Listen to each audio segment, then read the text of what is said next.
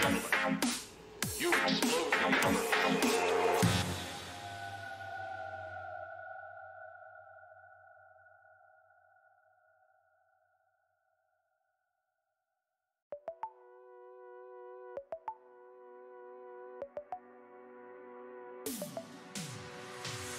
Your lips are stained with fiction. You always have your reasons, and I smell you rotten. Your hands are sealed in pockets. You fill them with your secrets. To you, I am nothing. I am.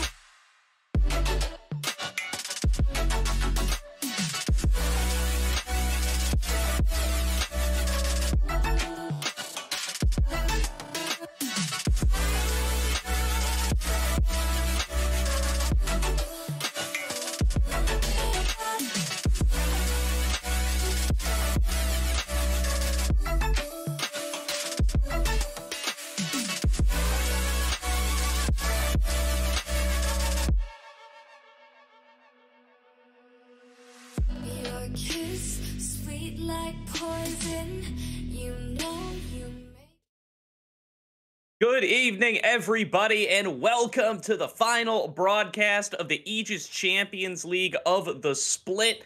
My name is Gordo. I'm joined tonight by TDS, and we are rounding out the season with a big collegiate matchup between UC Irvine and St. Clair College.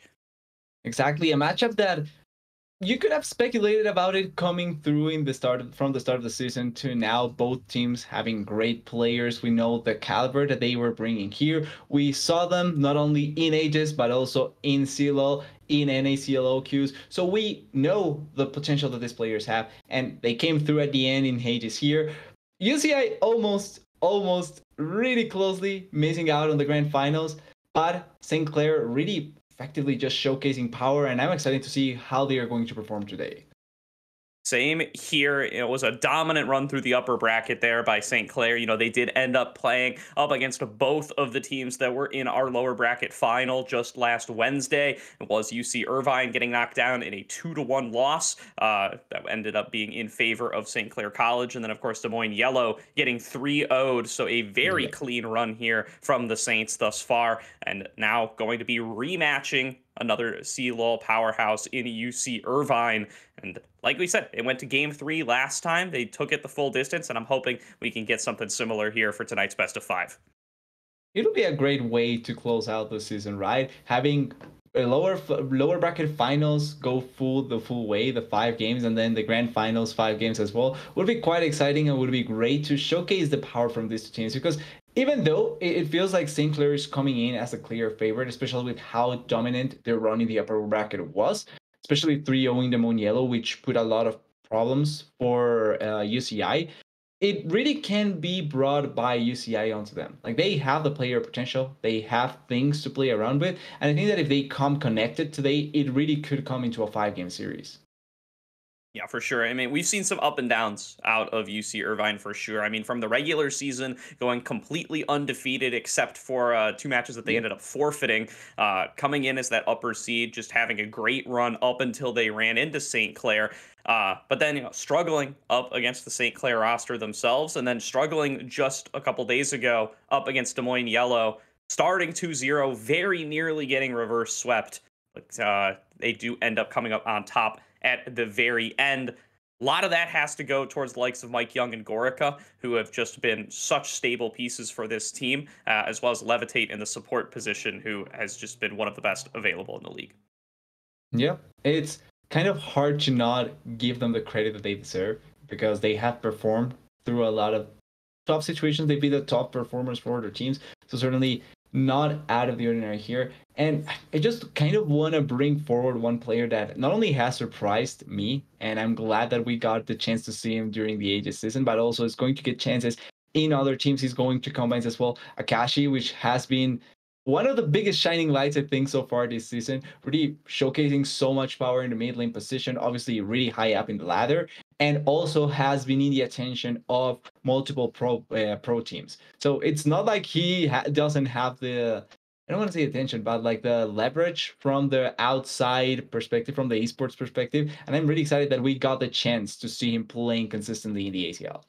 Absolutely. I cannot say enough good things about Akashi. He's taking this region by storm, coming in just this year from Morocco, and has been fantastic in NA solo queue. As you said, 100%. skyrocketed straight to top 10 pretty much as soon as he got here. Isn't able to play in the NACL queues on an amateur team or on a collegiate team due to his residency status, but he is walking a road that players have walked before him. You know, players, you think of somebody like Yuji on FlyQuest Challengers, who similarly came in from a very small region without a big competitive scene, was able to prove himself here in North America, and was able to get those pro shots. Akashi trying to take that same route here. He's getting a lot of shout outs from that Evil Geniuses scouting combine. You know he's going to tryouts for other teams as well. He is somebody who wants to make it pro here in North America, and you know, a small first step here would be a great performance here in the Aegis Champions League finals. Exactly. Even if it's not the biggest accolade, an accolade is still an accolade, and you can try and make use of it as much as possible, especially if you perform up to par to what people are expecting of you. So expectations for Akashi are going to be high for St. Clair as well, coming in as the highest seed because of their qualification to the grand finals. And if they are able to perform, there's just so many things to look forward to. Also, as well as a potential sneak peek going into the rest of Silo for St. Clair and UCI later on when they are able to compete once again.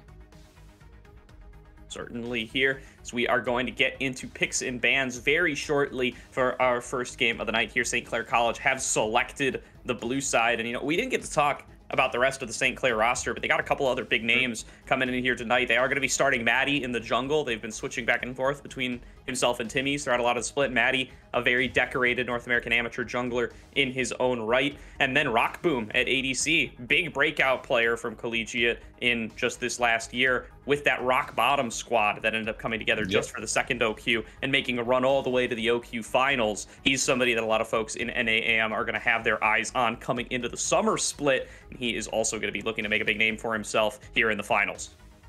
Exactly, a player that I already kind of gave the #1 all-star AD carry in my eyes. He was really one of the best performing players and really carrying a lot of the weight from the team and a lot of his weight as well. So not surprised that we're going to see him not only in the grand finals, but be able to see him perform. I have high expectations for him, and like you were pointing out, a lot of people are putting their eyes onto Rockboom, and I feel like he's one of those players that you give him the tools, he's going to carry you 100% of the time. That being said, we're already in draft, and a lot of attention towards the top side of the map with jungle and top lane bans. Yeah, and interesting to see the return to this Elise ban, and even the Lee Sin ban up against Mike Young. I've heard some posts on social media that Lee Sin like got ruined by this patch. Like, you can't do the quick ward hops anymore. Something about a quality of life fix they made to Safeguard makes that pretty much unusable. But St. Clair is going to keep the Lee Sin ban nonetheless. They think that that's not going to stop the side of Mike Young from being willing to lock that one in. And now going to be rounding out pretty similarly with bans that we expect to see against these teams from both sides. The Lilia ban directed directly towards Maddie, some top lane bans for Ricky, some jungle bans for Mike Young, and that Jace that has been such a big pick for Elated. Yeah, and making the bot lane be completely open. We have typically seen, or before, we were seeing the Jinx bans, the Sire bans, even Barry's bans as well coming through. This time around, completely disregarding the bot lane bans, not even anything towards the support position either, just the straight up top lane and jungle bans. Against the UCI, it's not surprising to see the Jace ban, it's pretty common. The jungle bans, I feel like, are straightforward because it's something that has been so commonly put against UCI that I feel like maybe it's testing the waters at first, and then they are going to begin like taking away from some of those bans and maybe adding on to what happens in the series. But Ezreal and Maokai, two champions we've already seen from UCI, completely comfortable in these two picks, and this is a good way for them to start and maybe begin feeling the series a little bit.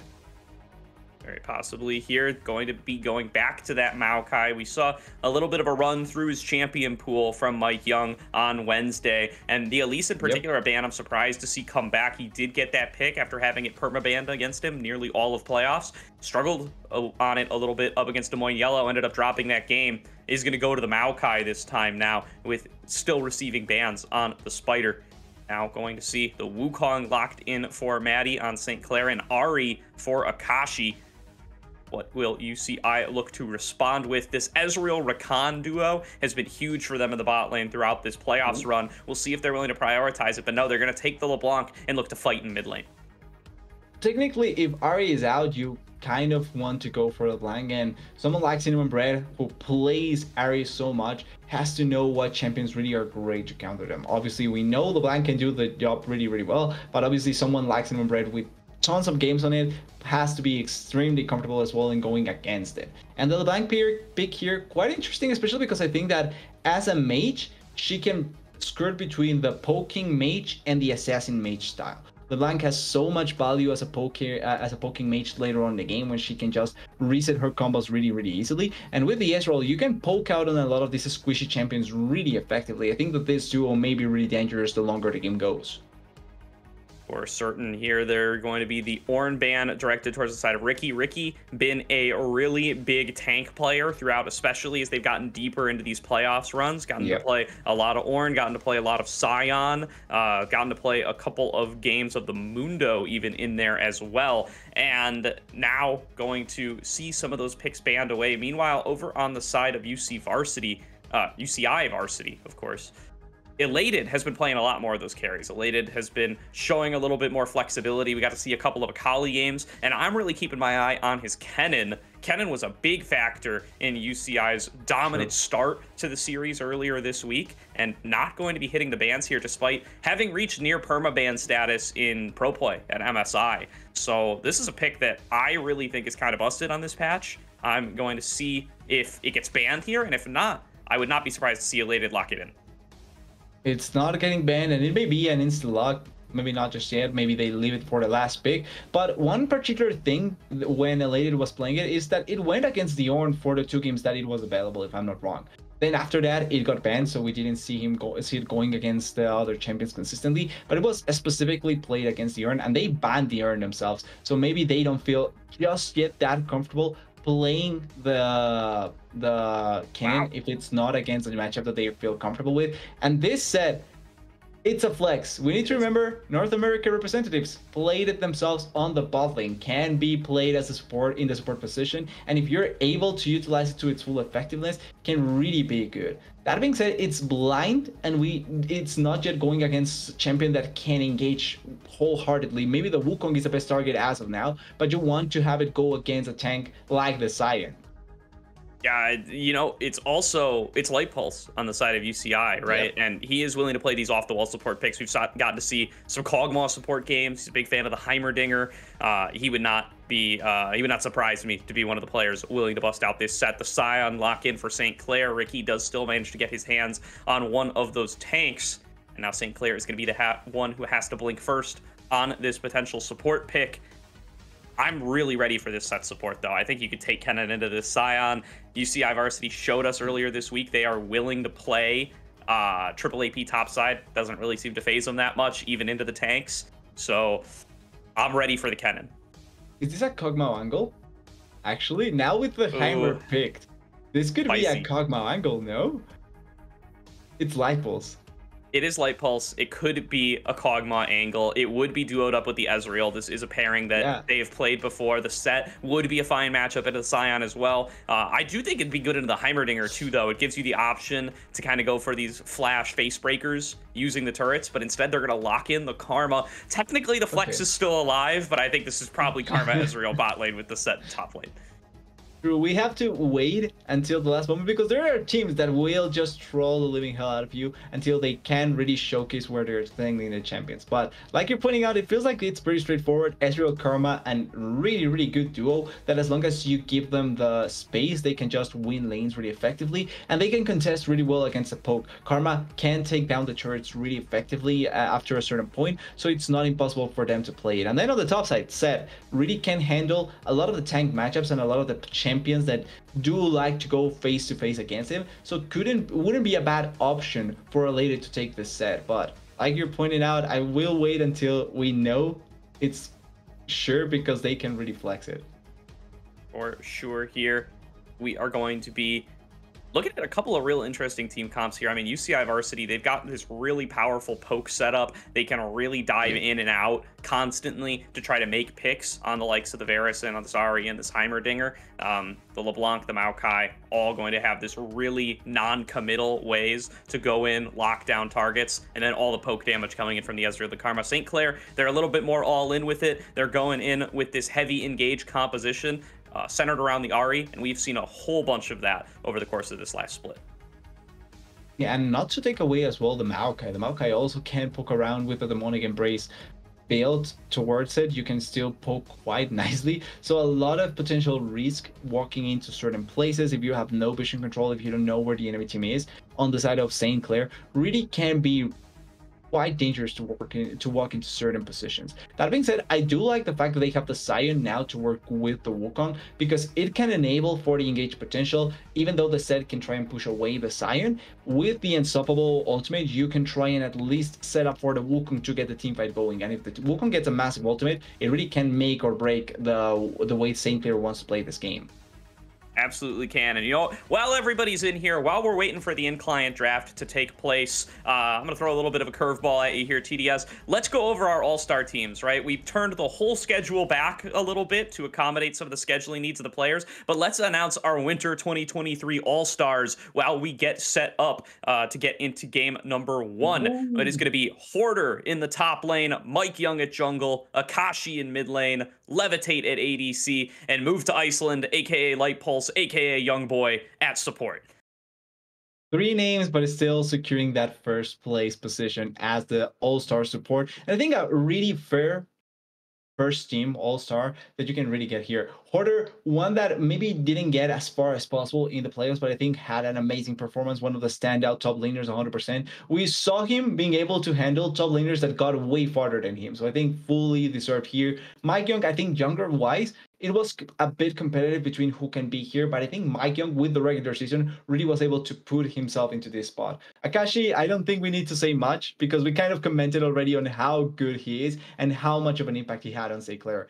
Levitate, even though TA didn't do the best possible, Levitate was one of their shining lights, and it's not only during the ACL, but also out of it, that he has really showcased his prowess as an AD carry and really deserved the place here. And Light Pulse, he's in the grand finals. He's one of our more diverse support players, and he really has everything to just go and say he's the best support in the league.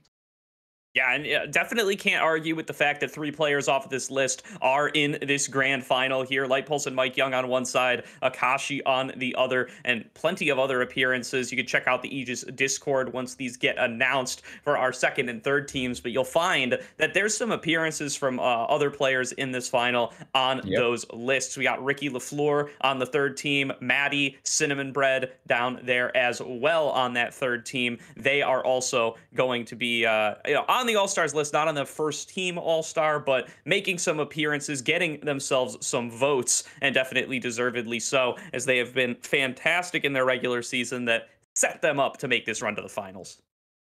Exactly, and with that, we pretty much can set up as well for how our expectations are for these players going into the first game and then the rest of the series. We know of the caliber, they are so high up in this All-Stars, and we're bound to see some great League of Legends coming in from these players.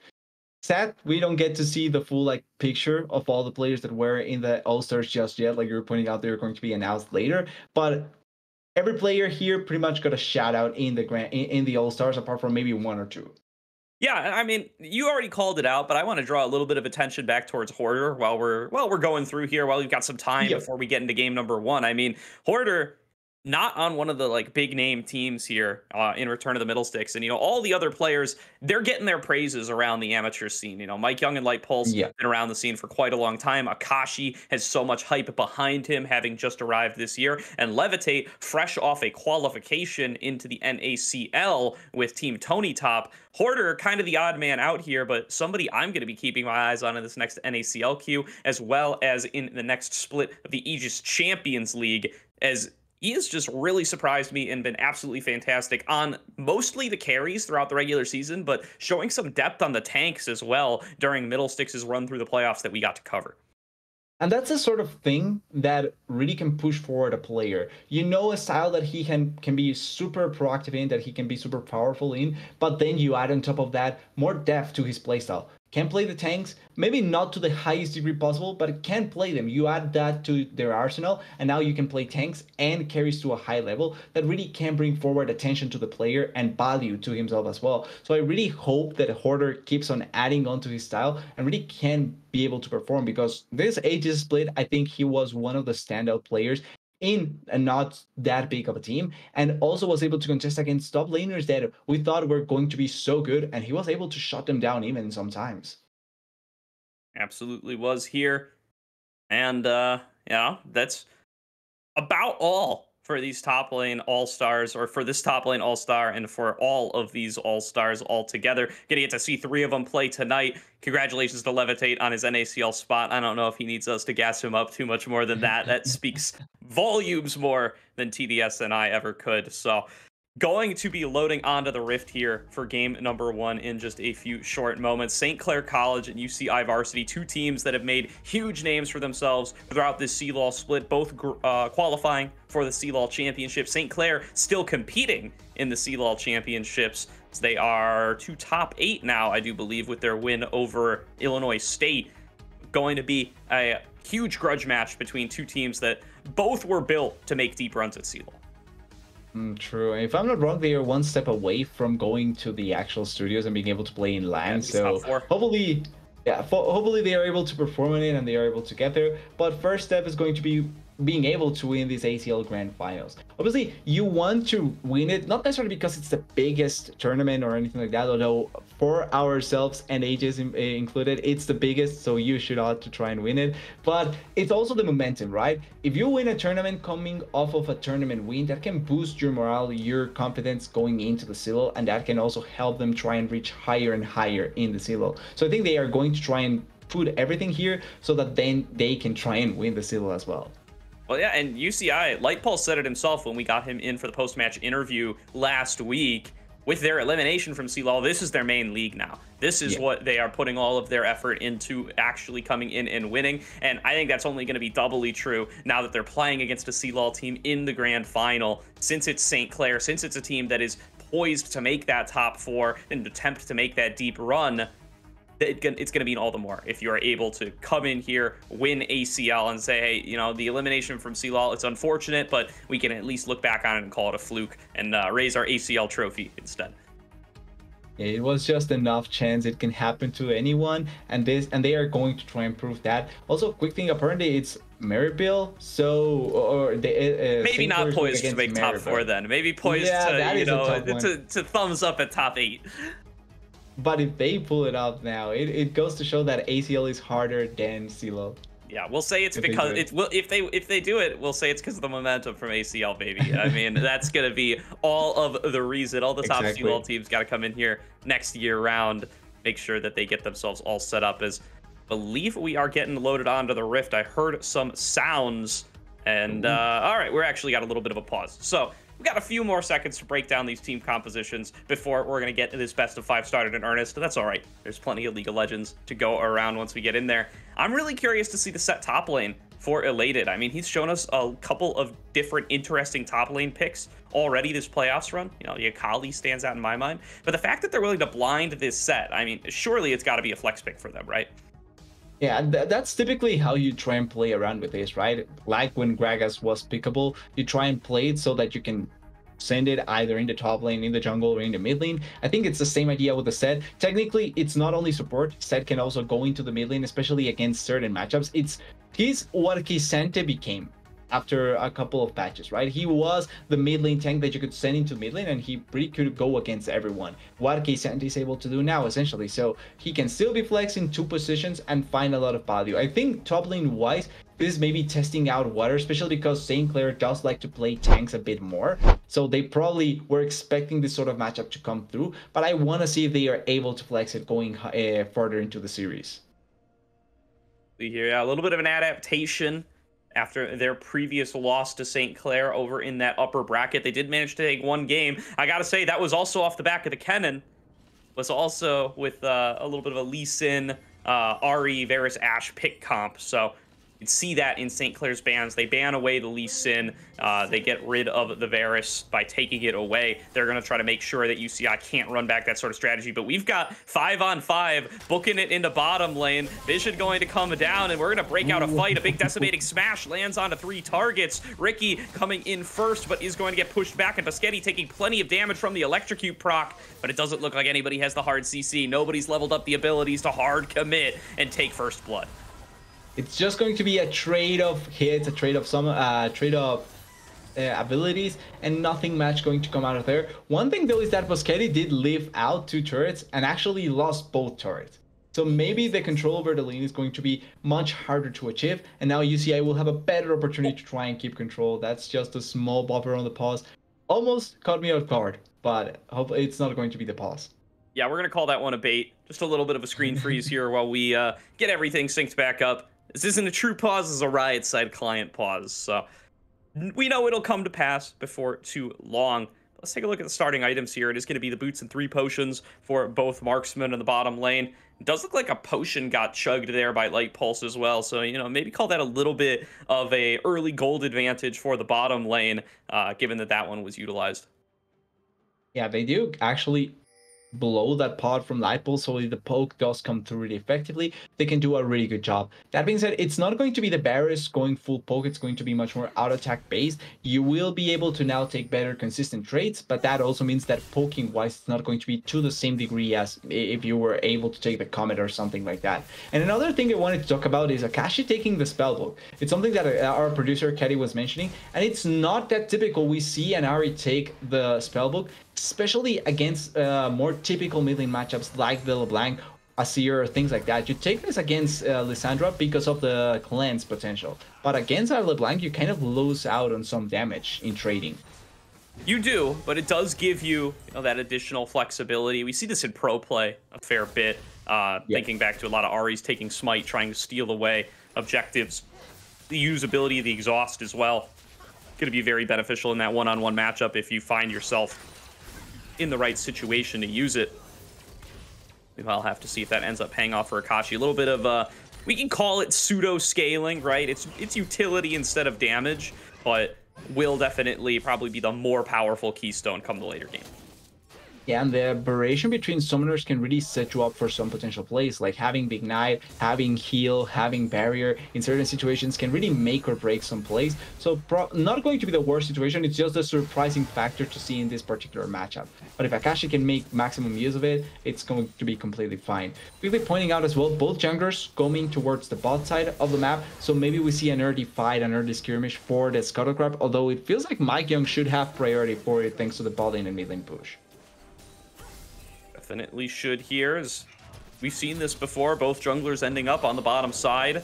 Does often mean that you're not going to end up trading evenly. Somebody's going to take this scuttler and end up on the front foot as a result.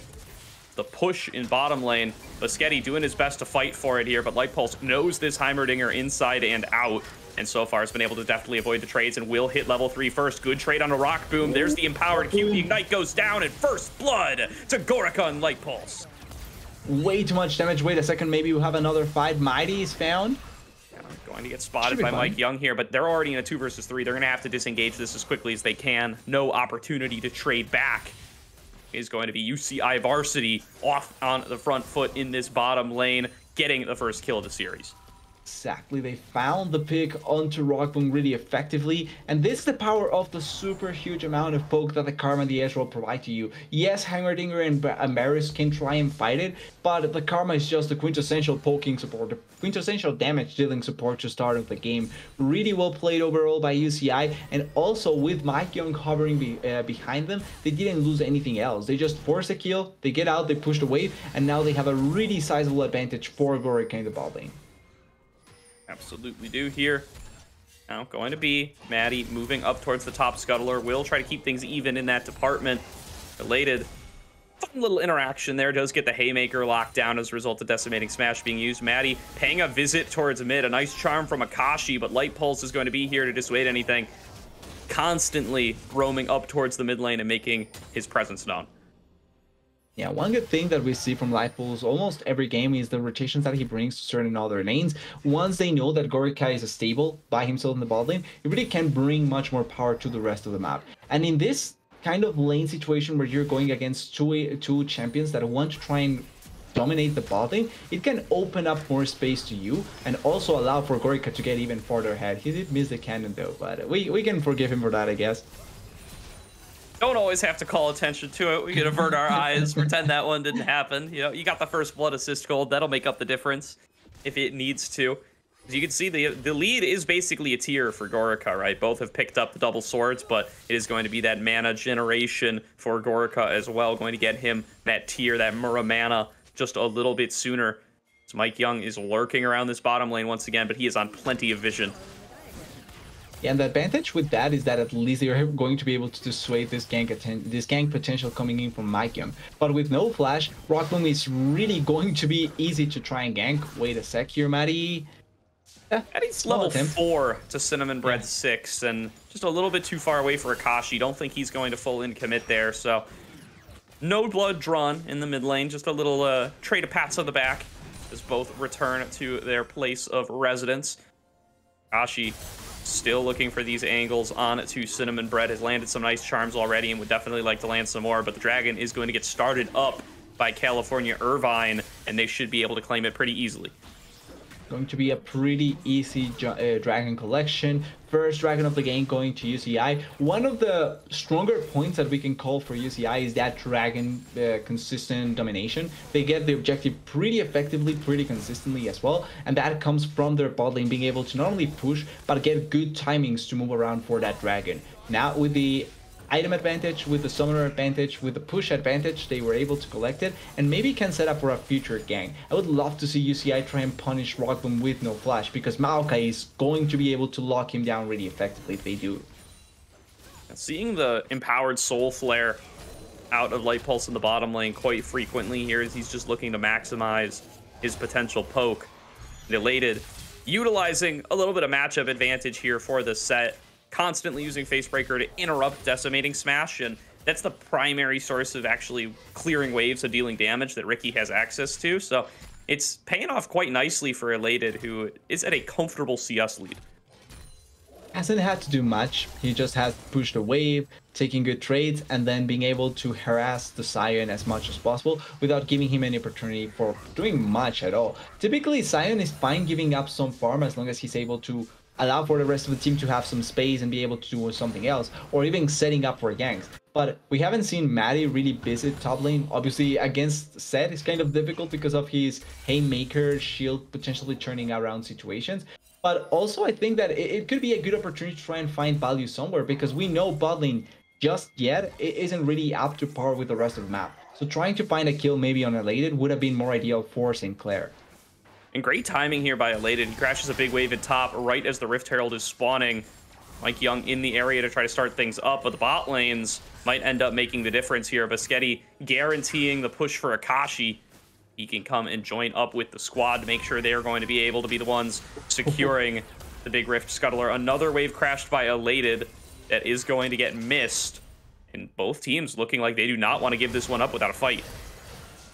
Both teams may not want to give it out without fighting, but UCI is the one that is taking the better trades. We already see Maddie quite low because of those previous trades from the Karma and the Maokai Mapes just jumping on top of him. And then they don't have the pressure. As of now, Akashi trying to answer back on the push, but like you were pointing out, Elated already pushed a wave. Then on the bot side, they already have control as well. So even if Gorica wants to try and rotate, he probably will be first before Rockboom. Maybe we see a fight here, but as far as Herald goes, it's going to be completely in control of UCI. Does look that way. Another nice charm landed on a Cinnamon Bread, but without the cooldowns follow up. Kashi does again have the support of his jungler and support to start moving in towards this bottom side jungle. They want to snag away the blue buff. They want to get something for their troubles. And Maddie, though, taking a lot of damage from Gorica, going to be forced to flash over the wall. And now Gorica is going to be the next target. Baschetti flashes away as well, but Akashi wants to clean up this ADC, but just can't do it in time. Chains of Corruption going to go wide from Rockboom, and Mike Young now feels no threat and wants to step up in this 2 versus 4. He's got the backup of Cinnamon Bread, who teleported in. It doesn't look like they're going to be able to find just about anybody, but I might have spoken too soon on another another flash from Rock Boom. 3 flashes down for St. Clair for that blue buff. Everything down for just a blue buff. Not sure if that was the right call or the right play. Did you get it at least? Ooh, wait, Elated? All in from Ricky, and the space can't be created for Elated. He has to flash away, but he still gets hit by the shout, and that's going to be a kill. Meanwhile, it was Light Pulse picking up a kill out of Biscotti in the bottom lane. Gorica and Light Pulse continue to flex their muscles in the 2-on-2. Yeah, they were already quite low, so they are able to take the better trade anyway and force the play in their favor down there in the bot lane, killing the Heimerdinger. But top lane, that was unexpected. That shouldn't have happened at all. But Ricky finds a really good pick on Elated and salvaging a bit of the situation from this game, because now at least you can say you have a part of the map that is kind of winning to a certain degree. Yeah, absolutely. He's going to get himself some plates for that trouble. And let's see exactly what happened in this bottom lane to Biscotti. Oh. Well, maybe not. So he was backing, he canceled the back, and he just got hit by double. Yeah, that was a perfect angle from Light Pulse, though. Yeah, evading the minions on the side. Soul Flare, it's got a big hitbox. Does get him just enough damage to be able to pick up that kill. Gorica really wishes he could have gotten the last hit on one of these, but he'll take the 2-0 lane if he could get it, and he'll be happy to have about a kill's worth of gold in the assist department. Already has the Essence River, so it's not like he's that mad about it happening. And as long as they are winning the lane, like you're pointing out, that's going to work pretty well. Kashi here in top lane. Oh, he never misses these charms, man. And Maddie's here as well. Ricky gonna pick up his 2nd kill of the game. Elated now, getting bullied now that St. Clair's found their point of power. Yeah, that was such a good setup they had. Like you're pointing out, Akashi doesn't meet those charms, and with the Wukong there, they can close out the kill. With that being said, though, they force to play top lane. That means that bot side is completely open to try and get this dragon, and it's going to be another objective collected for UCI. 3 out of 3 so far. Another chain from Cinnamon Bread. I'm going to trade back some good damage onto Akashi, but the dragon's going to go over to UCI uncontested. Maddie is hovering deep behind enemy lines, stealing away some camps. Might he make a play towards mid? They have the ultimate from Mike Young, they have the flash and the twisted band, so they can certainly try and set up for that. And as well, it's going to be the Mountain Soul. That is such a good soul to try and not only dissuade a lot of the damage that may come from either side, but if you have the tank on your team, that is a soul that will make you essentially unkillable. Sion can really survive for so long if he gets that soul. Elated really looking for this showstopper. Doesn't quite get it in the direction he would have wanted. But we'll get a moderately good trade onto Ricky for his troubles. The Sunfire Cape, though, got plenty armor on it. Does mean that it's going to be just fine. Meanwhile, Mike Young, a little bit caught in the bottom jungle, does get the Krugs, but he's going to burn down to the Ignite if he's not careful. A good shield from Light Pulse to get a little bit of additional distance, but Akashi flashing for the play and going to get the last hit on a Mike Young, and now outnumbered and outgunned. UCI Varsity are going to have to try to fight their way out. Gorica going to get exhausted. There's that spell book from Ari making the difference again. Big arrow goes wide from Rock Boom, but Gorica might just go down anyway. Akashi gets himself another one. 2 kills for Akashi, really good setup. Mike Young being a bit too far forward in that play. Oh, and Light Pulse. He has a shutdown, so he's actually worth killing under turret. He absolutely is. Cinnamon Bread is coming down to try to make this play a little even if he can. A good drain from the Empowered W, nearly turning it back around. Maddie's actually going to go down, but Cinnamon Bread is going to trade his life for it, and Akashi now on a killing spree. It's not Light Pulse that ends up dying, but they trade 1-for-1. Wukong for the LeBlanc. It's Akashi that gets the kill once again. Probably Rockboom would have loved to get at least 1 kill on his side so that he can try and set himself up for success. But Akashi getting those kills, we talked about the all-star mid laner in the side of St. Clair, so giving him the resources, probably not a bad idea. And this may be a turret for Sion as well. Yep, first turret. Elated now getting chased down. Could be Ricky looking to get himself a 3rd kill this game, but just a little too quick there on the set. And a gold lead building up for St. Clair now after a great early game for UCI. Akashi has been the engine through which all of these plays break out, and he is now 3-0. Really is, and if they are able to play around with Akashi to find more angles for him to be able to do the Elated. Elated now going to be the next target. Here comes the snare coming through, and there's the dive onto Rock Boom. Gorica and Light Pulse. All the gold goes to Light Pulse every single time, but it is still a positive play for UCI as they continue to punish Rock Boom in this bottom lane.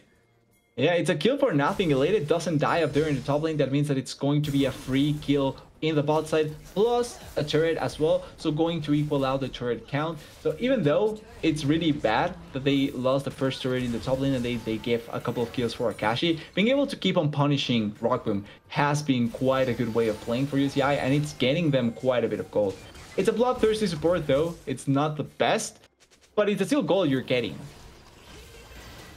He is now start up on to the Rift Herald for St. Clair. They are still so strong in top and mid. They should be able to get this one easily. And with this Herald maybe opening up a bit more space when they moved around, walking towards the mid lane to not only try and collect this turret, but also be able to fight for the next dragon, because it's just a bit more than 1 minute to be able to go for the fight. And that's going to be soul point for UCI if St. Clair decides to not fight for it. Absolutely could be.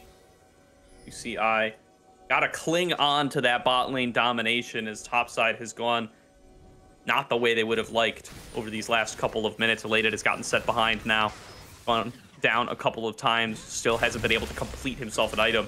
Now Cinnamon Bread fishing around in the jungle, trying to steal away some birds, trying to get some poke damage onto Maddie, not finding too much though.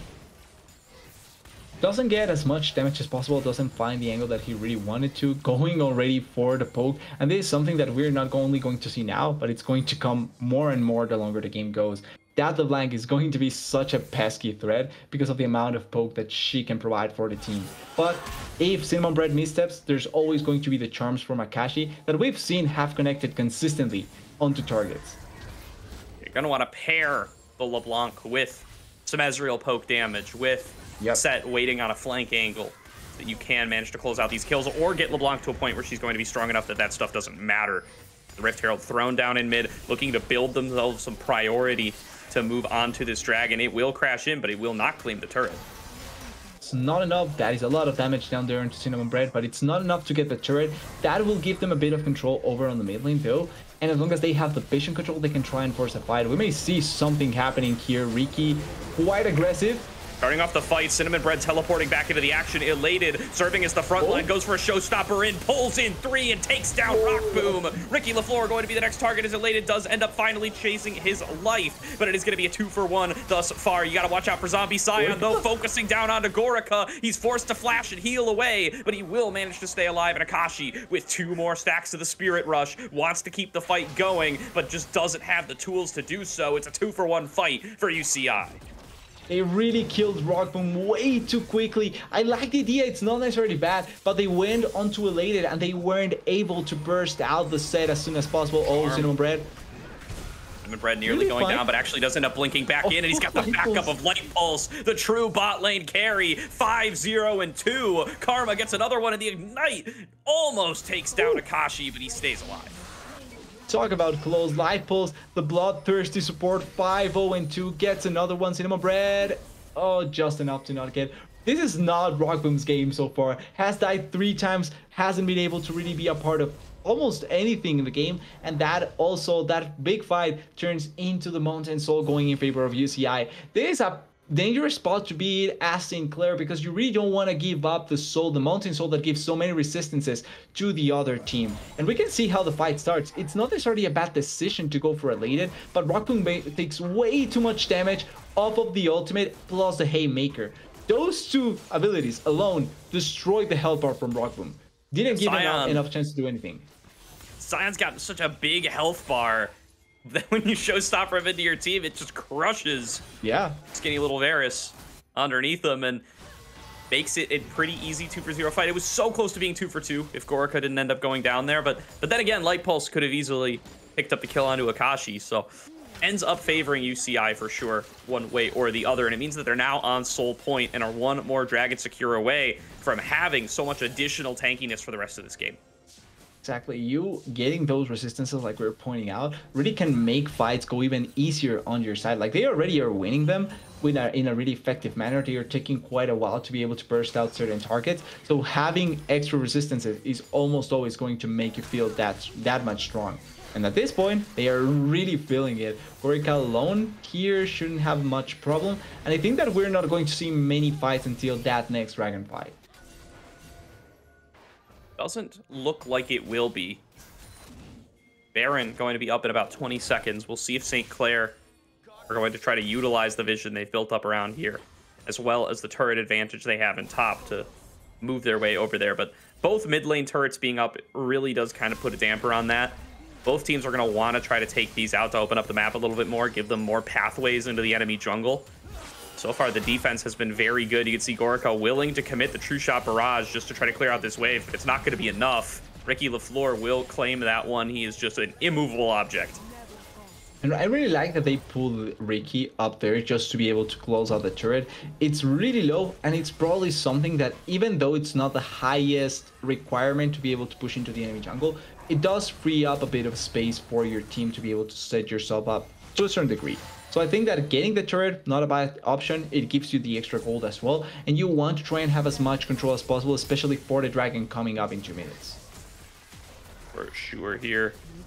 Push through mid, going to be an even trade of those mid lane outer turrets, actually. Both teams managed to grab those crucial objectives, and UCI immediately going to start moving up into the topside river. They get themselves the Scuttle Crab, and they are trying to clear out as much vision as they can. Teleport in from Akashi. They want to take their fight. They've got Ricky in deep. He gets the knock up onto 3, and Akashi's over the wall. Pressing down on a Mike Young, but is going to get snared in turn, and Gorica has the fight line set up that he wants, but Mike Young taking too much damage, going to be the first one to drop. Boschetti has taken a fair bit as well, but does have the backup of his team to escape. It's 1-for-0 fight for St. Clair. It's Jungler for almost killing the support. That's a really good pick by St. Clair. Did commit the teleport from Akashi, but are able to buy themselves a bit more space, gaining that kill. Another pick always works out really, really good for you. And if you're able to open up more space, more vision, more control for your team, it's always going to be quite good. And in the meanwhile, they don't lose anything either, because UCI was forced into trying to respond the play. At the end, nothing ends up being lost by St. Clair. That's the best possible trade they can go for, and really unlucky there. Neck and neck in this game, number 1 TDS. The gold is less than 1,000 apart. The lead might just end up coming from this Dragon Soul. This next fight in just about a minute going to be crucial for UCI to try to cement themselves a lead with the addition of that big soul. St. Clair, though, they have been coming out ahead in the last couple of team fights, and they are going to want to make sure that this becomes one of them. A minute difference, or actually 40-second difference, between maybe being able to take a huge amount of control in the game or just being able to try and keep yourself alive. It's a differing story, and it's going to be important to see how it ends up going. Rockboom taking a bit too much damage in this small trade. Oh, Akashi trying to fish for those charms as much as possible to set up for the team. I love the choice of the Banshee's Veil for Akashi here. There's just so much poke that could potentially have a big impact on these fights, and he's at least going to get to ignore a fair bit of it. Going to, in fact, ignore the Spirit Fire there. So Cinnamon Bread just looking to get some harass down, blinks back over the wall. It is UCI Varsity with control over the pick for now. Going to look to start up this dragon. Gorica, though, forced to shift away, takes a bit of damage from the piercing arrow, and Ricky LaFleur is just looking for his angle to charge in. The turret setup is not yet down. Boschetti is really trying to find it. He takes way too much damage, but there's no turret setup just yet. I think it's going to be a smite fight. Low health Heimerdinger or not, St. Clair College have got to commit for this. Maddie jumps in with the Cyclone, looking to get on top of Gorica and Light Pulse, but the damage from Elated is insane, and he crushes the team fight. Mike Young smites down the dragon. That's going to be Soul for UCI as they win the fight 3-0.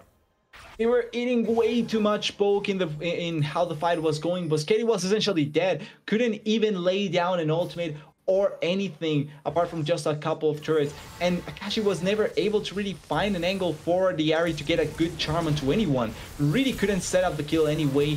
Rockboom doesn't get a chance to go for art attacks either, and it's just such an easy setup for the fight for UCI. They had complete control, they had a lot of poke, and they were able to take down the team fight really effectively. It's not only going to be the Soul, but it's also going to be the Baron. And you can see how long it took. Like, they were dancing around for so long, but Boschetti was consistently taking a lot of damage. The Meeps, the damage from the LeBlanc, ultimate by Ezreal, and then it's just a little bit of damage from the set ends up getting you the kill here on Boschetti. And it takes Rockboom so low as well. I didn't see exactly who he was able to grab. Oh, wow. It's just the AoE. from Ricky that just blows him up, and then he finds himself on a Rock Boom along with Cinnamon Bread. It's an easy cleanup from there. Like, as long as you get Sion on top of Rock Boom, he's probably going to die immediately. Barely has, oh, unlucky. Barely has any survivability after that.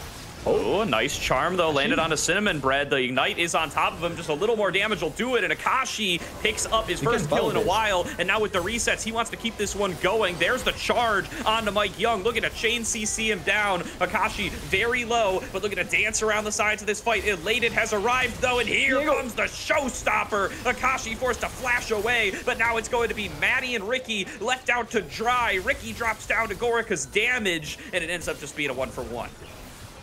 Oh, Gorica almost ended up dying there to the Sion death passive. But I really love the pick that they were able to pull off onto the LeBlanc. The only bad thing is that Rockboom was never really in a position to do anything. It was a 4v1 essentially onto Cinnamon Bread, and then the persecution onto the rest of the members. Great teleport timing by Elated though to be able to follow up onto a potentially bad fight, and then responding with 1 kill. 1-for-1 ends up being they do lose Baron on Cinnamon Bread and can at least take a bit of pressure off of St. Clair through that pick. Does help them out a little bit. See, Rockboom was fishing for that one with the Chains of Corruption. Didn't quite land those onto Cinnamon Bread, but Akashi makes up the difference. He is what this team needs to play through if they are going to find success. He is the source of the picks. He is the source of most of the damage with how far behind Varus has been put. And they are just going to have to get themselves some juicier targets. The biggest issue is that as of now, because it's mainly what Akashi can try and accomplish, they have to buy enough time for Rockboom to have some power in the game, to have some value. And that may be way too long for what St. Clair can try and accomplish. Because even if they survive for the next 5 minutes, Elder is going to be on the table. And that is game losing if you lose it. You have to force a fight around that Elder. And I'm not sure if St. Clair as of now can try and force it. We'll flash out. Damage from True Shot Barrage from Gorica is massive. Cinnamon Bread coming in on the flank, going to again get marked by Akashi, but a nice blink back, going to avoid most of the follow-up damage. Siege has been successful so far. Cinnamon Bread just looking to soften them up before the follow-up engage. Here comes the Decimating Smash, but here comes the Showstopper, and Rockboom is isolated with Elated once again. The whole team is standing in front of him, and the best they can do is take him to half HP. UCI, they bust their way in through the base, and they take the inhibitor easily. It's just the same formula time and time again, but it works perfectly. You throw Sion onto Rockboom, and guess what? He dies. It hasn't happened once. It hasn't happened twice. It's happened more than 3 times already, but it's working. And if it works, why stop doing it? Sion is just the biggest enemy to Rockboom at this point in the game, and there's nothing to stop it unless Rockboom has Flash. He cannot escape the Sion. Just sell your items and go Lethality Scion at this point. At least then you'll do less damage to Rockboom, and you'll be able to do more in the zombie mode. But the way it is right now, these fights are just getting turned around by UCI constantly. They're going to need to take a different angle for the side of St. Clair to be able to win any of these, but that different angle cannot look like Boschetti getting picked off before the Dragon fight even starts. He's going to be down for 30 seconds, and UCI are going to take control over the enemy red side jungle. They lost the red buff once again. Really unlucky for Rockman there. But maybe it's a tactical bet from Boschetti. Just dying to give them enough confidence so that in the Dragon fight, they actually win it. Because he will be up for the Dragon fight, but probably not in the best of spots. If we could take a look at the gold here for a second, I mean, what amount of the gold lead is just on Light Pulse? About 3,000. 3,000. So they're really not even that far behind. You know, they're still pretty far behind. They're like 3 or 4K behind. But you could manage to take out Light Pulse and his 9,000 gold karma, you will end up able to win these fights, at least in theory. At least gold-wise. But Light Pulse has been playing these fights so far back, as has Gorica, and they just have not gotten the opportunity to really find ways to equalize here. Can they find... Oh no. Ooh, snare lands on a rock boom. Chains of Corruption dodged away from. Nicely played by Cinnamon Bread, but it's actually Elated who's now left out in the middle of nowhere. He just wants to go for rock boom. He knows who target number 1 is, and he dives onto Akashi instead. Ricky LaFleur continues to be a projectile against his own teammates, and Gorica finally gets the shutdown out of the St. Clair mid laner and turns it into a double kill with rock boom joining the party. Mike Young now chasing down on a Maddie and Ricky, and St. Clair Saints Aegis are just routed. They have nowhere left to go, and they are going to lose their Nexus and lose this game number 1. UCI Varsity comes out of the gate swinging.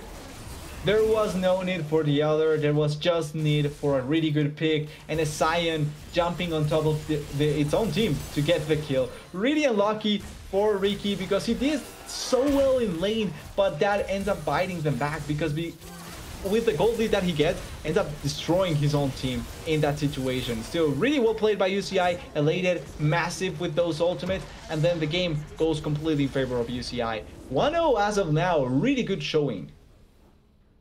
Absolutely. This is what you want to see coming from the lower bracket for UCI Varsity. Yep. You know, we talked before the games a little bit, TDS are a little bit concerned. St. Clair has been so dominant, especially over the course of their last couple of series. Were we going to be able to have a good competitive series here tonight? And UCI comes out to say, absolutely you will. Or if anything, it's going to be dominant in our favor as they take an early lead and they do a solid job of hanging on to it. It swung back around off the back of a couple of great picks from Akashi, but at the end of the day, they found a recipe for team fights and they were able to execute it again and again and again. Exactly, they just committed to the same plan and it almost always works. And if that's how the game goes, then you just take it and take the win. That's the best way possible for UCI. Did so many good things, controlled the bot lane so effectively, won it consistently, and through the bot lane advantage, they just destroyed the rest of the map. Only place that was feeling bad was top lane. And even then, Elated did enough so that he could come back into the game and turn around a bad situation into a good one, having value in teamfights. And that's a lot of merit to the side of UCI because even if a place is losing, you can still utilize it effectively for the rest of the team. What a great showing here to start things off. And now you got to wonder about this set pick and what it's going to mean for UCI going forward. Is Ezreal as well. I mean, the Ezreal's been a big pick for them all playoffs long, and Gorica has never really failed to show up on it. But now this set too, and thinking that it might even be a flex pick for Light Pulse as well, it starts to look really dangerous with them being willing to just take that on R4. Going to be very curious to see how St. Clair wants to respond for game number 2. We're going to throw it to a quick break here while we get into that draft, but we will see you on the other side as the ACL Grand Finals continue.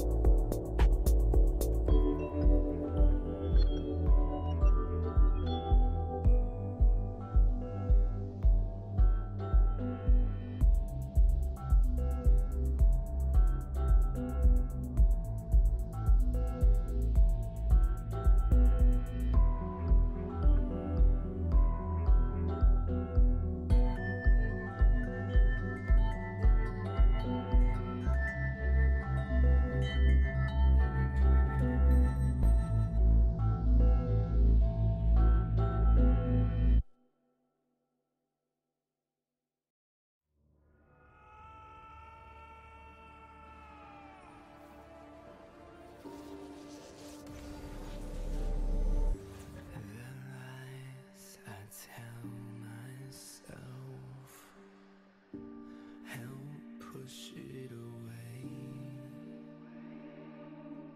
Intense chase and whispers before they all just fade. So how can I leave it all behind when I refuse to watch it fall to dust? I will find a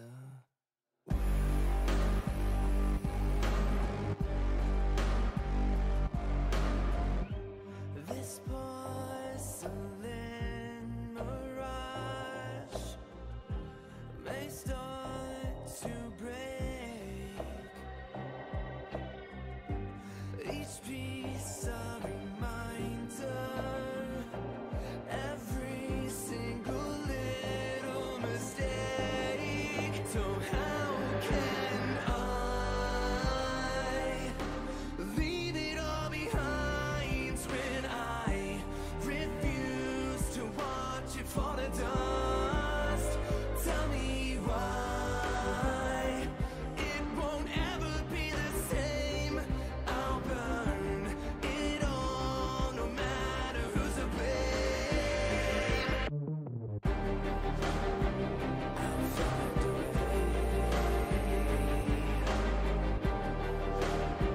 I'll find a way.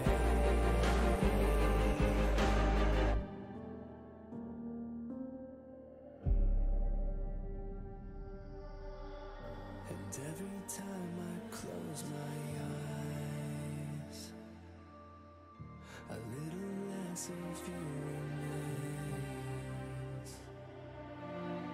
I know you're slipping further from me now. Am I too far away?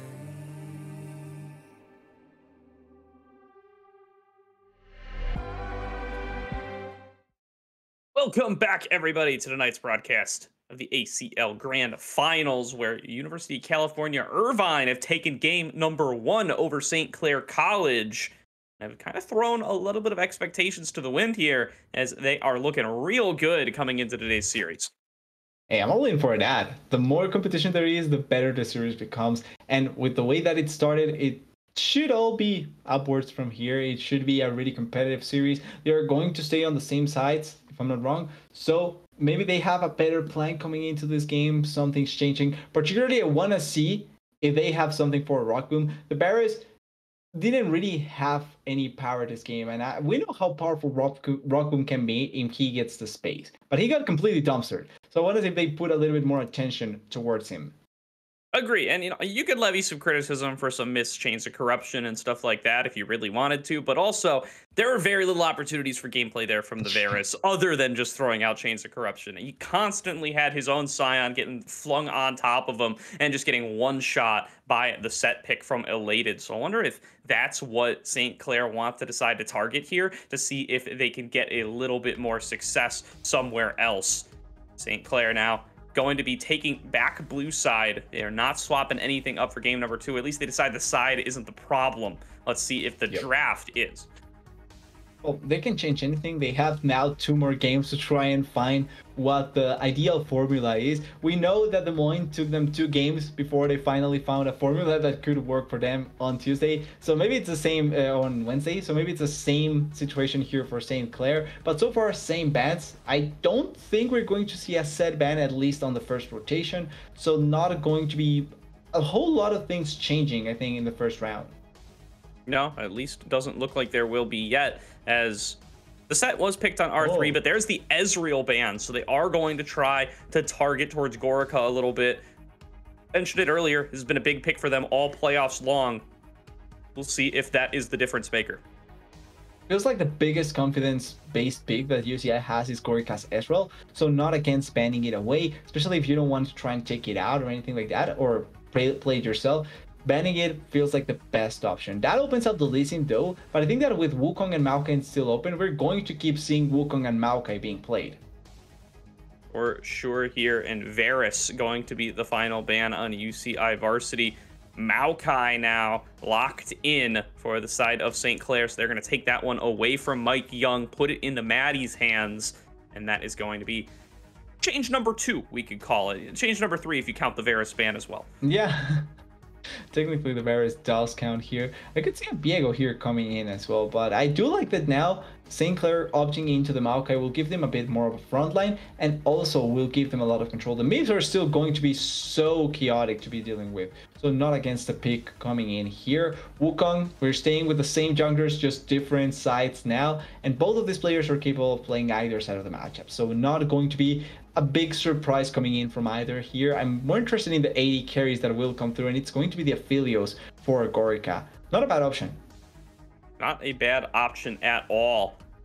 Now going to be a little bit more of that traditional team fight front to back style for UCI. The Wukong has been a really successful pick for Mike Young as well, right up there with the Elise in terms of the amount of playtime he's had on it and the amount of bans he's drawn. The Elise gets banned for the second game in a row, but the Wukong will come through for him this time around. So the teams are basically just trading junglers. That's going to leave the Jinx open for St. Clair, so Rock Boom going to be on that one, and it looks like they want to pair it up with the Thresh.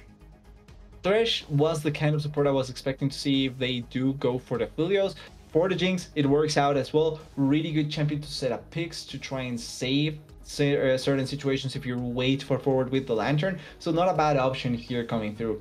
For the Aphelios, though, I really wouldn't mind if they go for the Lulu here to provide for Gorica to be the hyper carry, but they could also try and opt for something that they do like to play. The Heimerdinger wouldn't be a bad option with the turrets, can mess up a lot of the hook targets, and then also the poke that it can bring forward, and it's one of Light Pulse's favorite champions to play. Absolutely is. And the Heimerdinger, I'm excited to see it back. I mean, we didn't get to see it in the series on Wednesday, but we did get to see it last week, and it looked real good then. Look out for Light Pulse to just be camping in bushes, securing vision, and blowing people up if they get unlucky enough to wander into these big turret rush setups. Also, if he goes 5-0, this works out even better because now he has a champion that can deal damage. For sure, yeah. If he's going to get every single kill again, then absolutely you would much rather be on the Heimerdinger than the Karma. You could turn that into a lot more team fight damage that way. So now getting into the phase 2 bans, they're going to take away the Irelia. And let's see if St. Clair, now this would be a spot where you could target the set if you're worried about it, although Jinx can maybe afford to play at a little bit of a longer range than Varus. Can be played a little bit safer. You also have the Lantern now, so can be pulled out of a sticky situation in case it goes way too far deep from the set. So would be surprising to see it coming, but they actually do commit for it. I'm not surprised it's in the second round of bans, but they don't have an answer, it seems, for the set, and I respect that. It also makes me think that they are going to keep on playing tanks. So if you're going to stick to the tank strategy, banning the set away if you don't have better answers for it, probably the better choice. Yeah, I think that's the big difference, right? It's not necessarily that they don't have answers to the set at all, but it's that all those answers are going to mean moving Ricky away from the role that they've been utilizing him in throughout this whole playoffs, and they don't want to move that away just quite yet, so instead they are going to ban that set away. And UCI actually looking to target Akashi now, moving away from their tactic last game where they banned away the Ornn, they banned away the Jax. They wanted to limit Ricky's potential champion pool. Now they're going to say Ricky can have whatever he wants, and St. Clair is going to say, okay, but it's not going to be against set.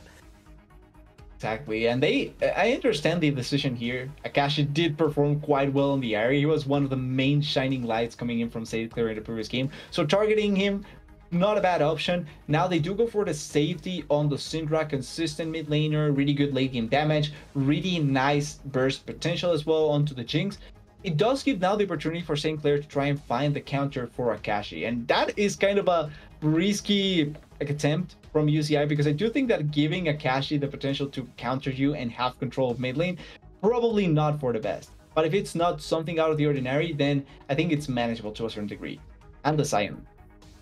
Sion pick here for St. Clair. Not going to change things up at all. They definitely still prioritize this one higher, even with the Ornn available this time. Remember, that was banned away in game number 1. Yep. And they moved to the Sion. Maybe not quite a necessary ban here as they go for the Sion either way. And now looking at an Akali pick for Akashi into the Syndra. That's a spicy one. And it's going to be Akashi on the Assassin. I'm so excited. They already performed super well in the area. This should be a highlight game for Akashi if everything falls into place. But with the Sion being picked as well, we now have the opportunity for UCI to go for the counter. Set may be out, but Set is available, Fiora is available. You also could go Ornn if you think that you want to just bash heads as tanks in the top lane, and that can work out as well. It's not going to be Ornn, potentially another tank, and a huge shield for the Wukong diving into the backline can always work out massively. The can and the Shen lock in the last slot here is going to be for the top lane of the side of Elated. So moving away from, Set's not really a carry, but a little bit more damage oriented. Now instead they're going to end up going for this Warden up in the top lane. They're going to look to nullify some of that potential Jinx damage, which I think is an underrated aspect of the Shen, and that global dive pressure that comes in, especially when paired up with something like Wukong. Exactly, that huge shield for a Wukong that will try to dive the backline. We know how effective he is in killing AD carries. So adding on top of that survivability for the champion is almost always going to turn out great for you. That being said, not necessarily the biggest pressure point in the map. He will have to commit to going to the other side of the map to try and find value. And if he doesn't find anything, he may end up being quite behind to the Sion, especially because Ricky does try and pressure a bit with the Sion in some situations. So it may be harder for the Shen to try and find certain things. But I do like UCI's comp. Like, they have a lot of good tools for the late game. They have the Wukong to try and find value inside of the mid game and the early game as well. And then they have a lot of control over bot side. One thing that has been so crucial for UCI's success. Definitely is. We are getting into the end client draft here. I do like the Sion or the Shen into Sion matchup as well. I mean, Shen's always been one of those champions. He's got the percent HP damage on that Q. He can brawl up against other tanks pretty effectively, and I'm curious to see how he's going to be able to perform against Sion. It can be deceptively powerful, especially in the early levels, if you can manage to get the sword pulled through the enemy, get all 3 of those bonus damage shots. Gives you a little bit of kill pressure if you get yourself in the right situation. It feels a bit like Brittle from the Ornn. Like the Brittle passive from the Ornn, it's kind of close to that. So you can get good enough trades. Also, if you go the Titanic Hydra route, which some top laners do go for, you get quite a bit of good wave clear. And that way you can kind of deny the Sion, potentially just pushing you consistently and denying any potential move from the Shen. It's a matchup that it's not necessarily boring, but it is a lot of trading because they are going to take way too long to kill themselves. So probably not going to be the most exciting thing to see. And it's also not the place where I expect junglers to go for because it's a tank top lane. It's not the easiest way to try and find kills on your side. But at least I'm sure we're going to see fights because at level 6, Sion can go out of top lane as well. Takes him a bit longer. The Sion takes a bit longer to reach the place. But he can also leave top lane and go for fights in other places. Yeah, no, the exciting lane is going to be the mid lane this game, where Akashi is picking this Akali into the side of Cinnamon Bread Syndra. These two champions do have some potential to brawl up against each other, could potentially threaten kills on one another if anybody steps just a little smidgen out of position. They have so much burst damage available between the two of them and so much outplay potential with both of the kits that they could see a way or an angle to end up taking out each other in the one-on-one. We saw a lot of that one-on-one favoring Akashi last game. He was also able to unlock himself and make some big plays happen in the mid lane. When you were looking at that gold chart, it wasn't a straight line for UCI. There was a period where it came back in favor of St. Clair, and that was off the back of Akashi's Ari. Double A's there, as he does find his way into the enemy jungle, find his way to make some picks, and find his way to make plays happen for St. Clair. That's going to be doubly true now on this Akali. 100%. And I think this game, he will be... One thing that I didn't like from the previous game is the fact that he kind of went more supportive than damage-oriented, especially with the Ari being so far ahead. And I think that they were lacking the damage because of Rockboom not having the best of starts. With the Akali, though, you don't have that option. You either go damage or go damage. And that's the best way to try and play this Akali. So if Akashi gets ahead in lane, which is a possibility, as Syndra is a good champion to try and harass you and try and get towards the late game, but one misstep, one death can begin the snowballing from the Akali. And if Akashi gets the opportunity to snowball and destroy the Syndra, that can also happen perfectly fine to the Aphelios, to the Heimerdinger. These three champions are so squishy and so easily killable that I would be surprised if Akashi doesn't get one kill into them. Yeah, and at the end of the day, with the draft completed, St. Clair do not change too much of their game plan coming into the draft number 2. They big change here is that they've taken away the set, and that was that big difference maker in the last game. They did not get to have a really normal, fair front-to-back team fight, as it was always Rockboom getting instantly blown up every single time the fight got started. So I'm really curious to see what these kinds of team fights are going to look like between these two teams when that option is no longer on the table, and you're instead reliant on a much more traditional dive setup of the Wukong with the Shen teleporting in on top of him. And we have to see how Rockboom kind of positions himself this game, how the support around Rockboom is going to be, how much CC is going to be layered onto Rockboom as well, because you know that the Wukong and the Shen are going to try and dive onto these Jinx. But apart from them, there's execution potential from the Syndra. There's a huge amount of damage from the affiliates as well, and then turrets can also just out of nowhere poke you before you realize it and deny you the possibility of fighting as effectively as possible as the Jinx. You have to be careful about a lot of things, but I do think that this time around Rockboom should find more angles to try and play the game. Maybe not in laning phase because you're against double range, so a lot of poke will come through, but if Rockboom is able to survive without many deaths, then I can see him later on in the game finding a lot of value. Jinx is one of the champions that he has played quite a ton and has been able to make a name on him for himself with this champion. The other X factor in this early game is going to be that Heimerdinger for Light Pulse. Kind of very similar, actually, to some of the more traditional Thresh counters, right? Like the Blitzcrank, like the Nautilus. You could do that exact same punish here, where when you see him set up to go for a hook, you can just plop that grenade right on top of him and guarantee that you're going to be able to get that stun while he's locked himself in place and come up with a big trade between the Aphelios and the Heimerdinger's damage. Also has the ability to block those hooks by planting turrets if he does time it effectively, and Light Pulse is one of these mechanical support players who you know is going to be able to execute a play like that consistently. It's going to be a tough time for Boschetti. He will still be that big escape tool for Rockboom, but in the laning phase, I've got to believe that St. Clair is going to be on the back foot. It's going to be a kind of interesting mind game to try and look at, because like you're pointing out, turrets do mess you up quite a bit. So if you get hooked or there's a potential for a hook, the turret can disallow that from happening. That being said though, if a hook does come through onto any of these two champions, they're squishy. So that as long as you get them going, you can really set up for potential kills or potential ganks with the Maokai as well. A huge amount of CC can destroy these champions. And then as soon as you leave lane, which could end up happening with the Jinx, you can leave her by herself and then move around with the Thresh to try and provide for the rest of the map. Setting up for ganks can be really effective with the Thresh from Boschetti. And into the mid lane, if you're able to provide kills for Akashi, spoon feed him those kills as the Akali, can almost always work out marvelously. So I wouldn't be surprised to see Boschetti much more so try and play for the rest of the map than straight up for his bot lane. What I would like to see as well, you can see some real good power picks now given to the star players on these teams, to the ones who won the All-Star Awards. Kashi on the Akali, Mike Young on the Wukong, and Light Pulse on this Heimerdinger. Those are going to be the big picks to watch as we are getting ready to get onto the Rift for game number 2. I heard some loading in, but we are paused once again, baby. Never believe when you hear the Summoner's Rift noises. It's not enough on its own. It's okay. It wouldn't be ACL if we didn't get a pause. It almost always happens. So at this point, it's not surprising. They are just trying to, maybe play mind games. That would make sense. Trying to tilt someone out of the Rift. I would guess after what happened last game, Rockboom should already be tilted just because of with the Scion dropping on his head 5 times. I think that already would have tilted me. But certainly this is another strategy, I guess. Yeah, I think mind game pauses are probably up against the spirit of the rules, if maybe not the letter of them. But I hear champions spawning in. I think we're ready to get onto the Rift for game number 2, as St. Clair College are going to look to stamp themselves a win in this series, and UCI are looking to snowball to game win number 2.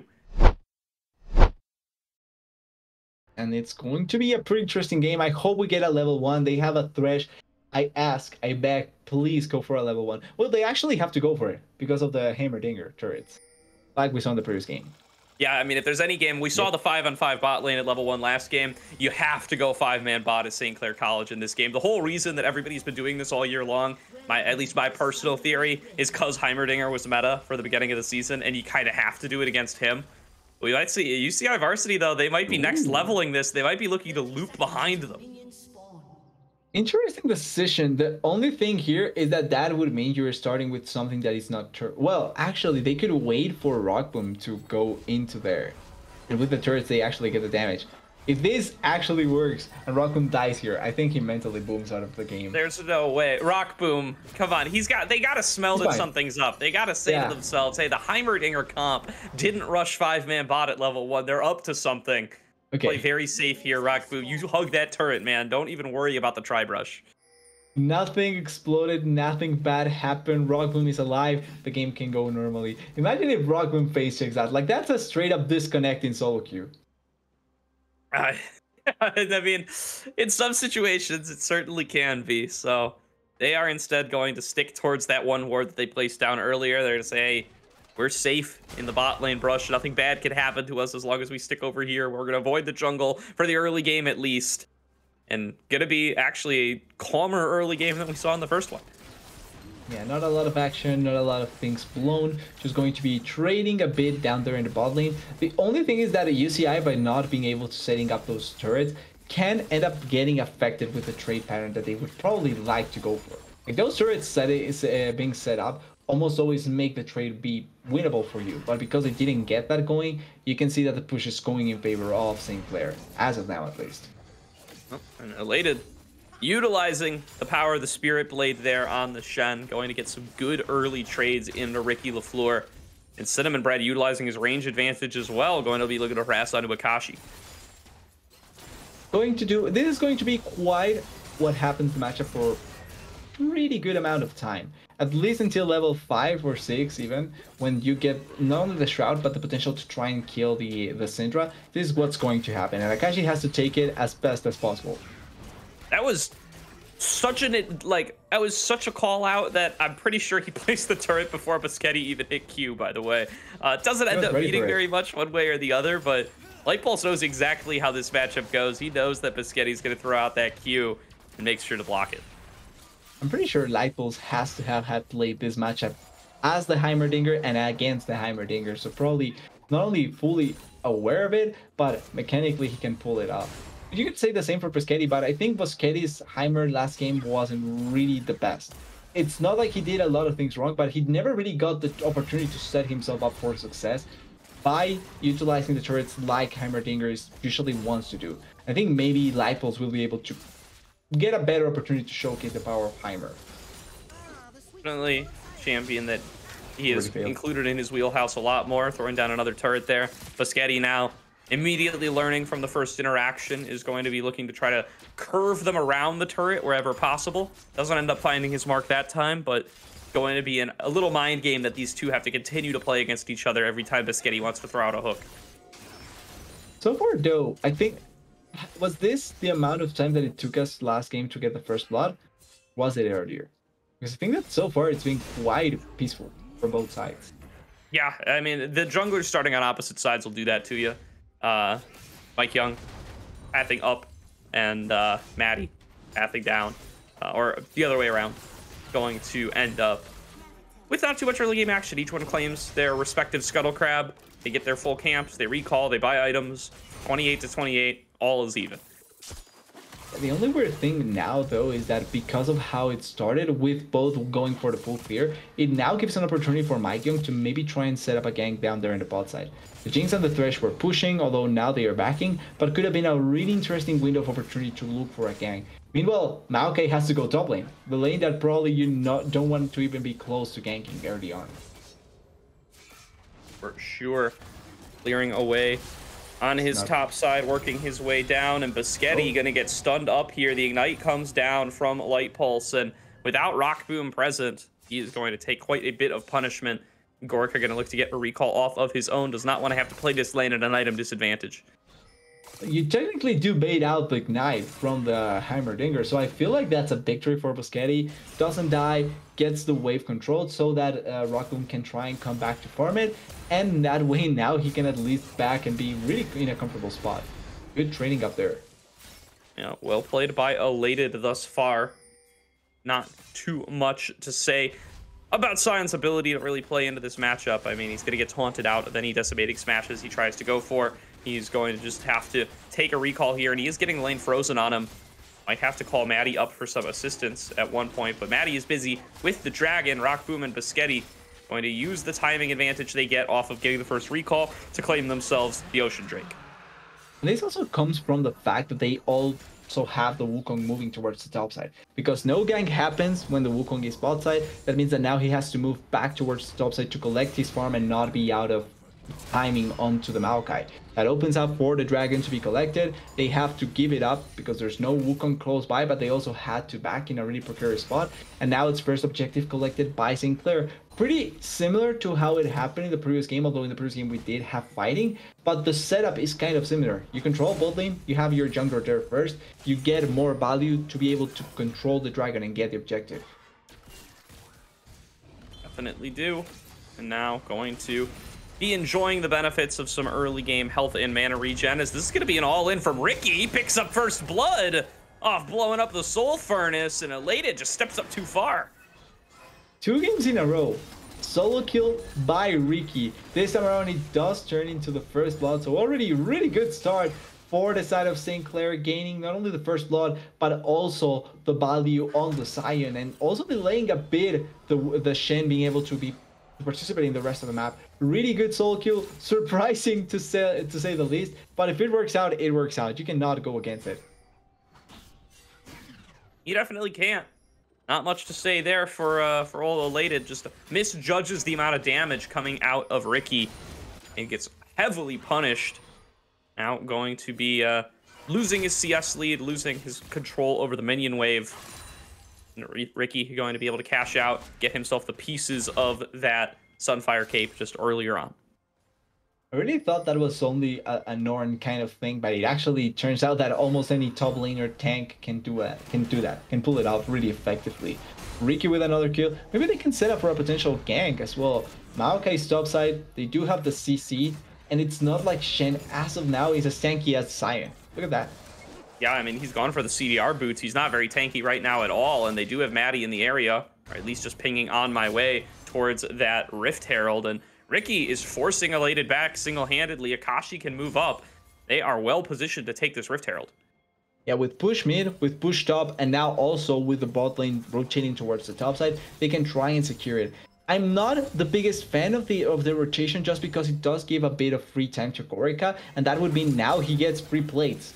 Nobody will contest it, and with this weapon rotation, he's going to get 2 plates just because of what is happening with the Rift Herald. Going to be answered though. Now they are going to rotate, but I feel like it shouldn't have been like that. Kashi is in there, finds his way onto Cinnamon Bread, gets a nice combo, does have the R2 available, will look to execute. Here comes the ultimate from the Shen to keep Mike Young safe. That is going to be a long cooldown blown to protect this jungler, but nobody's going to end up dropping. Stand United at 2 flashes for trying to stop the hero from happening, and it still happens. So it's not like you get anything of value there for UCI. Really nice rotation, maybe a fight here. Perhaps a good bit of damage going back and forth there as Varsity going to flay back in Light Pulse, who's going to have to keep his distance. Boom, got a fair bit of damage of his own. But as you said, that is a very favorable trade all in all for St. Clair on the top side. Does get equalized to some degree by that gold that Gorka was able to get, cashing out on those turret plates. But now Cinnamon Bread flashless, getting engaged on by Akashi to tumble back in. He doesn't have the ultimate yet, but does he need it? Unleashed power onto Akashi going to be enough to push him back.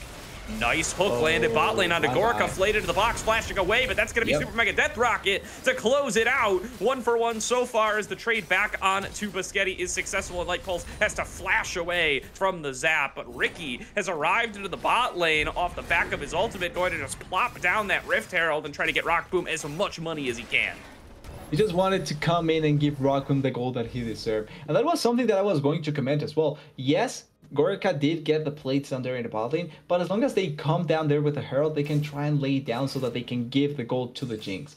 That being said though, great pick from the Thresh. Really good timing, playing around the vision that wasn't really expected from UCI, and they not only get a kill onto the Jinx, they get those plates, they get that value, and Akashi now not anymore having to be the main one getting the resources. You're giving to Rock Boom, you're using Ricky aggressively in the rest of the map, and it's setting up for the rest of St. Clair. Really different performance so far compared to the first game, but really good how they are making it happen.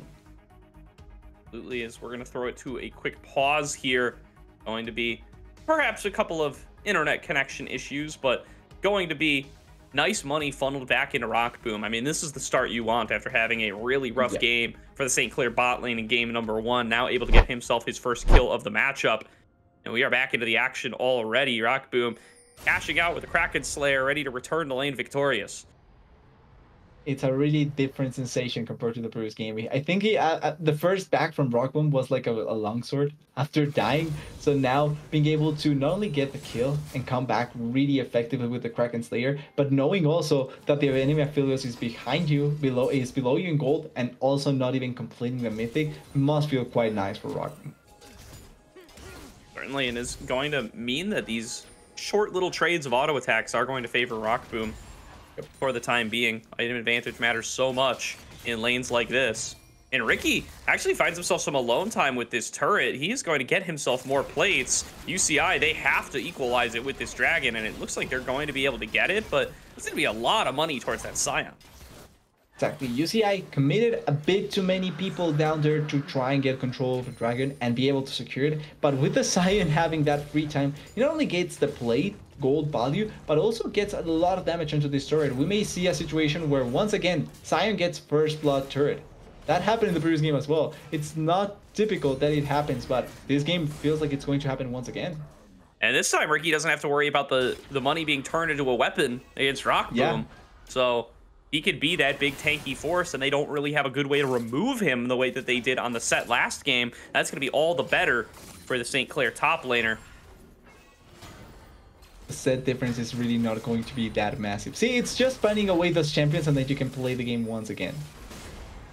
Yeah, definitely St. Clair taking an approach of trying to guarantee that their previous strategy is going to work rather than changing the strategy itself, which is not often used in competitive, it feels like, but is certainly a viable option. I mean, if there's one champion that's restricting what you want to do, how you want to play the game, you can dedicate a ban over there and guarantee that you're still going to be able to play your strat. Now, we still have to see if that strat is going to work out.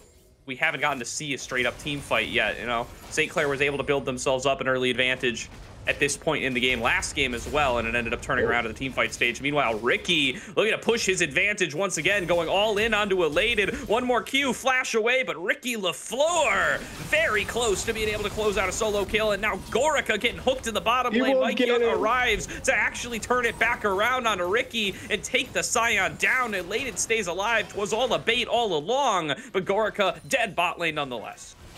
It's still a tank. You cannot expect to get enough damage off of the auto attack to get the kill. Really nice bait that they were able to pull off, and killing Ricky quite nice, because in the meanwhile, Gorica gets completely dumpster in the bot side. Really good kill they pick onto the Aphelios. Really nice force. Rock Boom feeling completely comfortable at this point in the game, and it's all just a setup. They have a Kashi on the side. They have the super huge long range ultimate from the Maokai, and they blow Rock Boom before he even attempts at doing anything. Yes, Akashi doesn't get anything out of his gank attempt, but it doesn't really matter. Nobody else dies, and they get full value out of that. Bot lane swinging into St. Clair's favor. Top lane, UCI gets a little bit back. They get that money onto Mike Young. He's going to have his Divine Sunderer complete. Always great to have assassination potential on your Wukong. Does mean that Ricky's rampage through the top lane has been halted for the time being as well. He is still getting a lot of damage onto these turret plates, but Gorica stepping up, going for the root. They're trying to chain this CC. Rock Boom manages to flash away in time, though. Mike Young's efforts not going to result in any kills. They do force the flash out of Rock Boom. That's almost always great. You can now set up potential future plays. We still have yet to see the Stand United used aggressively with the Wukong. So now with no flash, you can try and set that up for against the Jinx. Going to be an important tool for setting up in the future. Rock Boom not going to be quite as mobile without access to that summoner spell. We'll see how UCI are going to be able to capitalize. Mike Young has to decoy over the wall up against Ricky here. who is very threatening on this Scion. No items completed yet, but has plenty of components and plenty of health from the farm he's been able to accrue. Here comes Nature's Grasp. They're looking to focus on to Mike Young. He is going to get snared up without access to the clone. Does have it back and does dash away. And now here comes Elated, carried onto the entire team with a 3-man taunt. And the follow-up stun from Cinnamon Bread. Shut down onto Rock Boom is picked up, and Akashi gets deleted by the unleashed power from Cinnamon Bread. UCI, they find a good angle in the fight. They chain CC everybody down, and they take 2 kills. And that was the risk, finding the angle, and they keep on going under the turret. Maybe Ricky dies. Oh, here comes Mike. Mike is going to be able to pick up 1, but he will go down to the turret. It's a little 1-for-1 trade around things out. Call it 3-for-1 all in all. But UCI, they snap their fingers and they turn that engage around. Exactly, it's still full body going for UCI. They get such a massive ultimate. Rock Boom dies, Akashi dies, and they are not able to get anything of value. I think the Super Mega Death Rocket actually hit, but it didn't kill anyone, so no, not finding the best of values. But that team fight looked like it could have been such a great opportunity for St. Clair to be able to get something going. And the idea of going into the Wukong wasn't bad. But here comes the big value of the Shen. The Stand United to not only provide enough resistance for Mike Young, but also now re-engaging gives them the space to get on top of Rock Boom. And Rock Boom dies so easily here. Barely does anything, gets killed by the Shen, and then Akashi also took way too much damage. So cannot do anything in the fight either. Shroud was also down, so it was really difficult for him to move around the fight. And with no carries, the tanks really cannot do that much. The chain CC on to Mike just breaks for the slightest second. He has the decoy back up. It was what they used to go in on him in the first place. And he gets his angle for a huge team fight. Heart Steel now done for Ricky. Titanic Hydra done for Elated. He wants to keep these fights going. Cinnamon Bread gonna have to flash. Oh, but here comes Akashi on the side. Yeah, might not even be enough. Perfect execution gonna be here soon. Akashi looking for the solo kill, but the turret shot will get a 1-for-1. Nicely played by Cinnamon Bread. He utilizes his stopwatch and takes down Akashi. Oh, the pain, and also it's the Scion that gets it. Oh, wait, Mike Young? Mike Young diving in here, gets good damage on a rock to start things out, but they don't have the follow-up, and he's just going to drop for free. 3-man taunt from Elated looks very pretty, but he's just going to get hooked back in. Nearly knocked up by the Scion, has to flash away, and UCI wandering in one at a time. They just get crushed. Really nice setup. Yes, you may have lost Akashi, but they are able to get the kill onto the Sidra to start it off. And then Mike Young, even though it looked like such a good angle to get a fight going, they are able to burst out the Wukong before he even gets the chance to run away with the clone. Really good setup, really nice collecting those 2 turrets plus the 2 kills. And yes, Akali may have died, but you get the bigger value off of the play. That turret gold going to be pretty valuable for the St. Clair roster. They've got themselves about a 2.5k gold lead at this point. Now going to not be the dragon dominance that we saw from UCI in game number 1 either. Yep. St. Clair were able to secure themselves 1 earlier on, and that's going to buy them 5 more minutes of time to play around with. And they've had the strength through bot lane to actually be able to be proactive on these themselves. Now with no more Rift Heralds to claim, you got to believe they're going to start fighting for the dragons more often. The role of the Dragon Souls, though, kind of made it so that it's not really that valuable for either team. It's good to get it, but it's not comparable to gaining that Mountain Soul in the previous game or an Infernal Soul. The value here is going to be bare minimum, so I'm not sure if teams should be really worried about trying to fight for it. I think trying to set up for your 80 carries is probably a way better tool to try and win the game. Because as of now, Rock Boom is strong. Aphelios still needs to catch up a bit to the Jinx. Sure. Building up some of the components here for Rock Boom to get themselves onto a second item. They are ahead of Gorika's Aphelios still. And now making a play for the enemy blue buff. It just looks like they have the numbers advantage. They'll be able to claim it for Maddie pretty easily here. Now, Elated split pushing in the side can join in with the Stand United as needed, but so far it's just been St. Clair invading, taking away whatever they can. In the meanwhile, though, getting the top lane turret, always good to get the gold. It opens up as well the top side, just in case you do want to play around the Baron. You can now have an easier time pushing. And then the Shen playing away as much as possible from the team, almost always great because of the Stand United. Will they get the value? That's a Rock Boom ultimate just to cancel that back. Really, really nice just to mess them out, but still not going to find a lot of value. But like we talked about, not a lot to fight for, not a lot to try and play for. So they are probably just going to farm until they finally have something to fight for. The old tempo rocket from Rock Boom to buy themselves a little bit of time. It might end up actually paying off here. It means that they're going to get a little tiny bit of extra time with this turret. I mean, Mike Young's not even coming towards the bottom side. Cinnamon Bread here might be in a little bit of a shady situation. There are 4 members of St. Clair around. They will be able to pick up the turret. A little bit of extra gold, a little bit of extra map presence. Going to recall, going to spend, and that's rapid fire cannon done for Rock Boom. An item advantage pretty much onto the affiliates. Maybe they want to force a fight here. There is 5 members though for UCI, and St. Clair also. Ooh, I think Cinnamon Bread misplayed that. Yeah, I think he wanted to recast W. Really unlucky. Yeah, really unlucky. There could have been a really good pick. Bursting out the Kali as soon as possible can set you up for this turret, or maybe look aggressively for the Baron. But with item advantage, I think this could be a good opportunity for St. Clair to try and force a fight. They have the Jinx with 2 items like you were pointing out, and the Sion as well has 2 items. And they gain basically nothing off that Syndra teleport, by the way. Rock Boom comes back just from walking from base. There's not really any opportunity to capitalize there from the UCI squad. Now, 5 on 5. 5 on 4, actually, as Elated is still clearing waves on the top side, but he'll be able to join with Stand United. St. Clair, they just want to keep these waves pushed in, and you can think about threatening Dragon, threatening Baron. They've got their 5-man squad together, and they are ready to do whatever they can on the map. They really wanted to try and get control over the river from both sides. They have a bit of vision on the top side, that's a good proto build, and they also have vision on the bot side. That should be Dragon. With the amount of damage they did to Mike Young there, that should be Dragon for them. They want it to be Baron. I mean, they're hugging towards the top side. They're just clearing out another wave. They see the recalls are coming down, or at least they sense that they must be. And they are ready to move on up here. They have so much vision on this side of the map. They can clear out this blast cone. They can clear out the last ward in the pit. And they can either bait for it or they can start it up. And it looks like they're going to do the latter.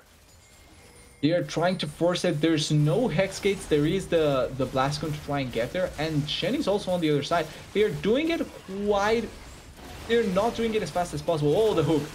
Onto Cinnamon Bread. They're going to use the Lantern for vision. Maddie going to execute him down. Now Akashi is in onto Mike Young. And with 1 carry down for UCI, St. Clair already feeling very good about their chances. Tumble in from Akashi, looking for the perfect execution. They'll focus any target they can find, even if that target is the tanky Elated. Another tumble backwards, but Gorica and Pulse are here to try to fend them off. Ricky going to mark them, going to make sure that they can't get on towards the damage dealers. And UCI and St. Clair both going to back away from one another. St. Clair, they're just going to take the consolation prize of the Dragon. It's a kill and a Dragon for nothing on the side of UCI. They couldn't answer really well onto the play, and they did blow a couple of flashes as well from Elated. So not a bad pick from St. Clair. It doesn't turn into the Baron, obviously, but it's these small victories that really set you up. They have a comp that will still be able to scale quite well, and the more value Rock Boom gets, the better it is for your overall team. Another tempo rocket there from Rock Boom, by the way. I really like how he's using these. They're making a rotation towards an objective. They know UCI are trying to recall, and he just says, screw it, someone's probably in that bush. Fires it out there, interrupts Light Pulse's recall, and he's now off the map a little bit later than the rest of his team. It's a better poking tool than anything any other champion has. Like, Mips, who cares about that? The rocket from Rock Boom actually is a poking value. More poking value than anything Barris did last game as well. Definitely true there for Rock Boom. He's had a little bit of troubles there in that first game. As another angle from Akashi. He can't get over the wall. That was R2. Painful. Yeah, he was looking for the solo kill still. He's really threading the needle as much as possible to try and get those solo kills or those kill attempts onto the Squishy champion. He can try and pull it off, but hasn't had the best of chances to be able to do it this game so far. Now rotating towards mid lane, St. Clair, they want to keep their control. They want to go back to the source, start up this Baron once again, look to see if they can find another pick off of Biscetti's Thresh. Knock up over the wall onto Mike Young. He's going to use the decoy to get away. And just fighting over these waves constantly as the side lane matchup is going to be between Elated and Akashi. We'll say though, for UCI, this could be one of the better opportunities for them to try and win a fight. Gorica just completed the 2-item power spike, the Infinity Edge completed as well to follow onto the Gale Force, so really could be one of the strongest points for them. They also have 2 items on the Syndra, and the Shen has to stand united with the Divine, I'm actually almost always forget the name of the item, but the Justice something on their side, so they get extra healing as well. Oh, the Radiant Virtue. Yeah. Yeah, Radiant Virtue that. As here Oh. comes the dive in from Ricky. He does manage to land that ultimate, the hook back in. They found a target. It might be elated, but they'll take that. Here's As the tumble Akashi. in from Akashi, he lands the follow-up. He executes down Gorica easily. And now Cinnamon Bread up too far as well is going to be the next target. Ricky LaFleur takes him down. And that's 3 kills for 0. St. Clair wiped the fight. And that's 100% the fight you wanted to see if you're on their side. Really good pick, really great ultimate by Ricky, coming in from the side to deny the escape route, or to at least overforce the side of UCI from escaping. But Shen doesn't have flash, so he really kind of pulled off that escape plan. Separates 2 sides of the fight. You have Boschetti's hook coming in to set up the kill for Rockloom, and as soon as that first kill comes through, Akashi has another great flank angle. Setting up the kills, setting up the plays, getting control over this Baron with those 2 picks, and this is the point of the game where St. Clair can now finally begin to push their advantage. Just might be 5k gold lead for St. Clair plus that Baron buff. Going to be everything that they were looking for. They've got their 3rd item down onto Rockboom now as he gets an Infinity Edge of his own. 3-item Jinx going to be a massive threat in these fights, and thus far UCI have really struggled to find their way onto him. Other than that one team fight where Mike Young was able to do it, it has been very, very difficult. But you could see how difficult it was to be able to accomplish that, and also they needed to kill Rockboom immediately before Rockboom can do anything. But as soon as Rockboom gets out attacks going or things like that, it just sets you up so easily to force the fight to for happening. And I didn't really process it because there was a team fight breaking out, but the Radiant Virtue on Shen, very interesting to me, because when you cast ultimate, you're usually not by your teammates, so you can't make use of the proc. So maybe gonna have to take a break from it again as another fight is breaking out. Ricky going to cast the ultimate, but just going to end up backing away, just trying to create some pressure for this turret. Minions slamming down onto it. Ricky frontlining. 5-on-5 could break out here. Mike Young looking for a chance to pull the trigger. That's a big ult from Gorica. Can snare up out of multiple members, but Mike Young gets hooked, trying to find a way in, and just gets deleted. And now Akashi finds a way out of the back line, takes down Gorica. Layden going to drop along with the rest of the team. There's another hook landed on the Cinnamon Bread, and it's an ace for St. Clair College. They are going to demolish the base of California Irvine. And hooks galore coming in from the Sketty there. 2 really good hooks to set up not only the kills, but the pick onto Mike Young, denying the Wukong from doing anything in that fight, setting up perfectly for the kills. And Rockboom, with much better positioning, gets himself in such a good stride in that last fight. Gets the damage, gets the first kill, and that's just getting excited after that, getting everything going. And that will be St. Clair equaling the tally 1-for-1 in the series, and we're actually getting a series. It's not going to be a 3-0. We've got a series on our hands, TDS. St. Clair College ties it up at 1-1. UCI unable to find anything in these team fights. Ricky, so tanky. Such a great job by Boschetti as well, landing crucial hooks to turn these fights around before they even really get started.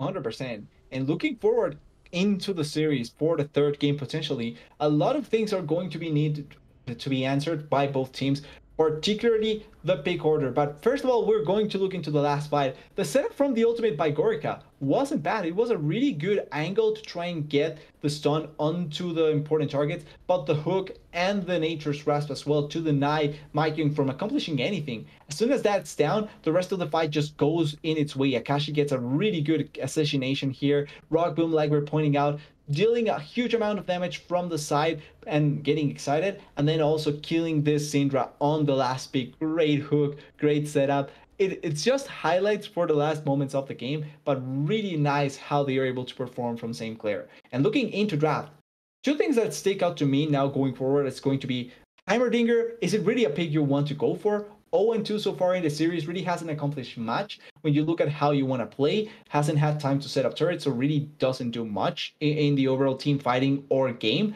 And then Zion, they have been fanning away, like you can see, the Irelia, the Olaf, the Gragas, but Zion has been so good for Ricky so far this series.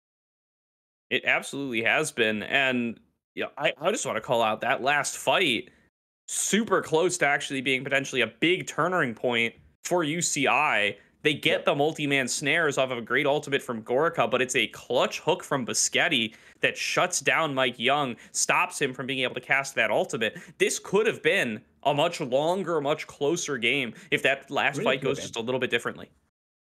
Really could have been. So it's important that they are on point in their play style today.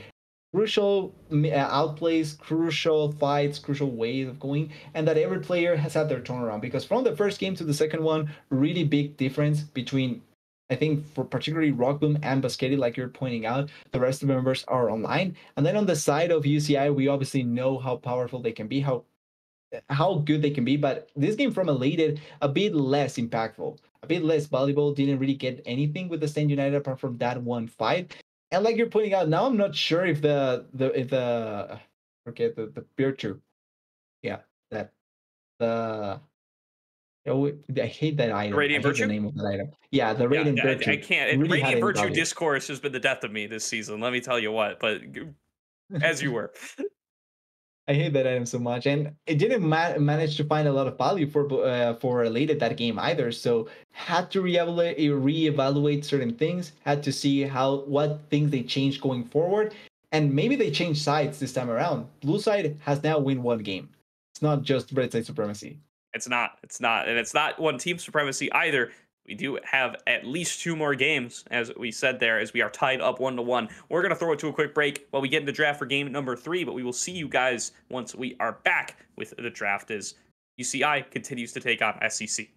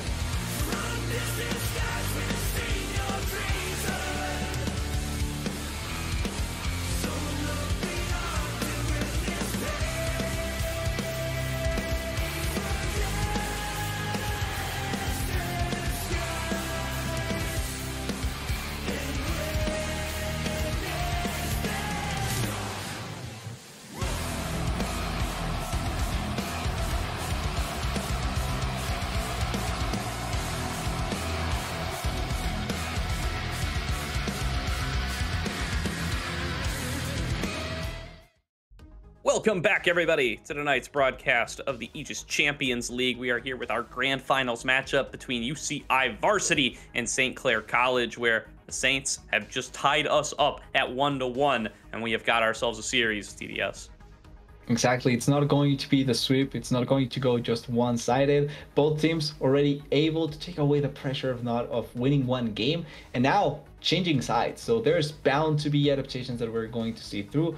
Who is going to get the better out of the changes, and what is going to change? Like we were mentioning before, not only in game but in drafting wise, Ricky getting that Sion 2 games in a row, 2 solo kills, has been doing such an amazing job. Maokai as well as Wukong have had different paths so far this series.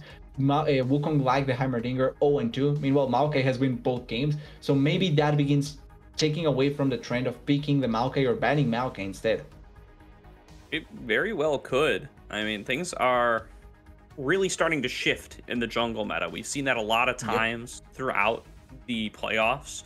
As you know, champions like the Elise, like the Maokai, they're not as high priority as they once were, but things like the Maokai are starting to find a lot more success. Things like the Elise, we haven't gotten to see much success out of.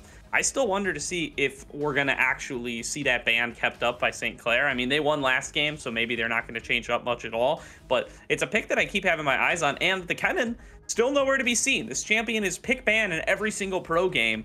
And St. Clair won UCI won 2 games with it 2 days ago. I want to see the Kennen, man. I don't know why it's just making its way through these drafts with nobody saying anything.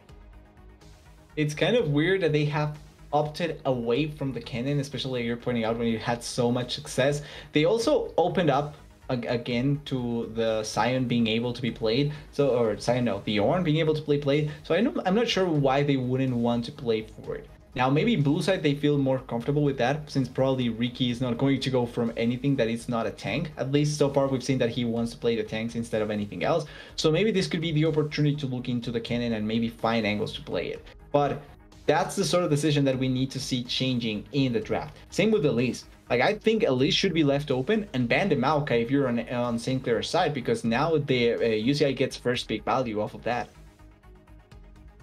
Definitely the case here.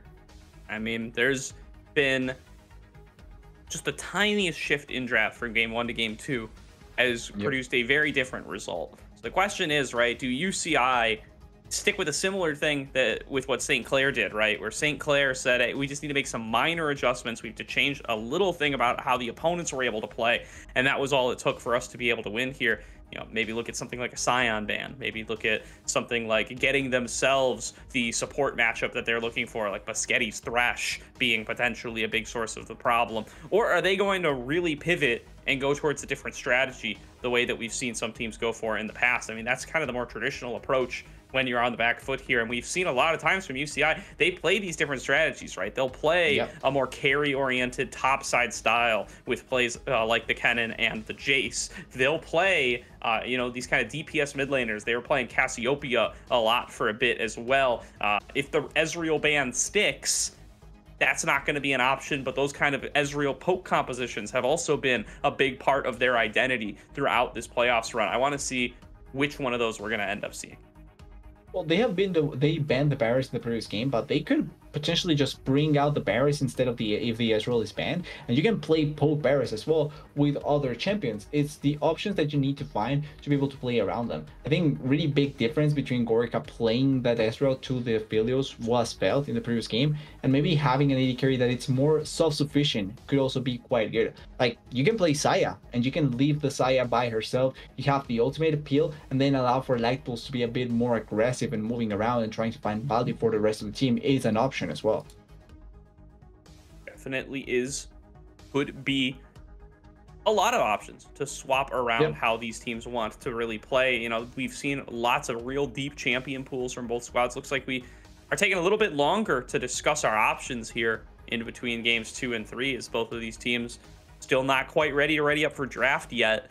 Maybe we are going to see something spicy out of UCI. You know, they're getting that additional time to really discuss what they want to take. Don't forget, they finished the game 3 minutes before we did here on stream. So it's been like 15-ish minutes since that game ended. So they've had quite a bit of time to talk about it. I'm very interested to see what they're going to come to the table with as a result of all that discussion. They are thinking if they should bring out the Kog'Maw support today as well or not. I hope so. They were arguing if that's the pick that will bring them out of the hole, or if that's not going to be the case. I hope to see it. I love the Kog'Maw support pick, and the poke potential that it brings I think could have been so good in the other games. So hopefully they get the chance to use it again. See, it's Coach and Light Pulse each on one side of each other. Light Pulse arguing for the Kog'Maw support, and the Coach arguing that you need to play Rakan again. Yeah.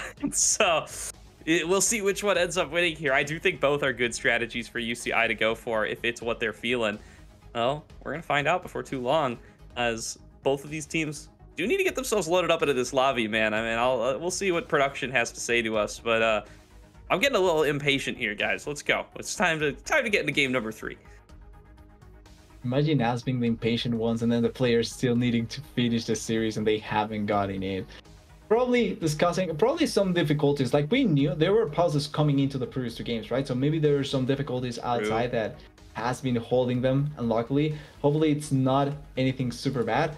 But waiting, yeah, the problems do arise, and if it's outside of the game, then it's really difficult to try and handle them. Seems like it's apparently from UCI. Not 100% sure. Okay, they got in. Perfect. Yeah, didn't take Very much good. I was longer. gonna say, I think both of the, I think UCI is playing from facility. I'm pretty sure. I don't know about St. Clair, but we're in draft one way or the other. We don't need to speculate about these kinds of things anymore. We are into picks and bans. UCI keeping the same recipe. St. Clair doing much of the same. They're going to keep that Jace ban. They're going to keep that Elise ban. Olaf, Lilia, all the usual suspects. Ezreal was the ban the previous game.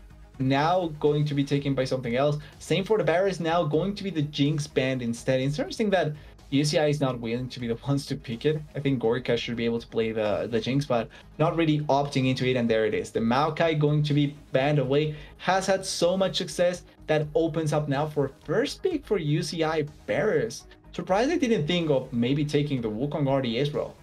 Yeah, I do wonder if this means it's what you were talking about earlier, TDS. Is it going to be a more poke-focused team composition from UCI? They have loved to go for that kind of strategy in the past. They love to pair it with something like a DPS mid. You know, you could do a Syndra for the late-game scaling, or the Cassiopeia was a pick they did with it a lot as well. The Jace is still banned away, so that's not going to be an option for them on the top side, but they've rounded it out with stuff like Kennen in the past as well. And that Gragas left up for the first time this series is going to get locked in by St. Clair. The Gragas here obviously giving you the potential to flex around really effectively. You can send it almost anywhere, and also against an immobile champion like the Barriers, having that cast to try and mess up the positioning from the Barriers can almost always be great. The Aphelios being the hover here, being actually the pick for St. Clair, similar to the Jinx in the power to hyper carry for Rock Boom. Now if they can pair it up with the Thresh would be the most ideal, but I think UCI would probably either want to take it away, or we'll have a strategy ready for it, because Thresh feels like the most ideal pick for St. Clair as of now. Does definitely look that way, so I wonder if they're going to try to snag it away for Light Pulse. We know he does have a Thresh. He looked very good in their Game 5 clutch matchup up against Des Moines Yellow just a couple of days ago. Is it what they're going to want to pair with the Varus, though? It's not really the most traditional lane pairing. I wonder if they're just going to have to give that one up. The Wukong will be the lock-in for Mike Young. Very likely up against this Gragas, although, again, Gragas, that 4-way flex, man, it's at least a 3-way. We say 4-way on this on this broadcast because we're believers in the Gragas support here, but at least it could go top jungle or mid, that's for sure. Exactly, and it goes really well into a lot of matchups. You can play it really effectively into a lot of champions. The Wukong being picked, and now the Kennen being picked. You already won in Tuesday, on Wednesday with the champion twice. Why not bring it here and try to play it? You still have at least one more game after it, so you can 100% try and pull it off here to try and see if it works out that well or not.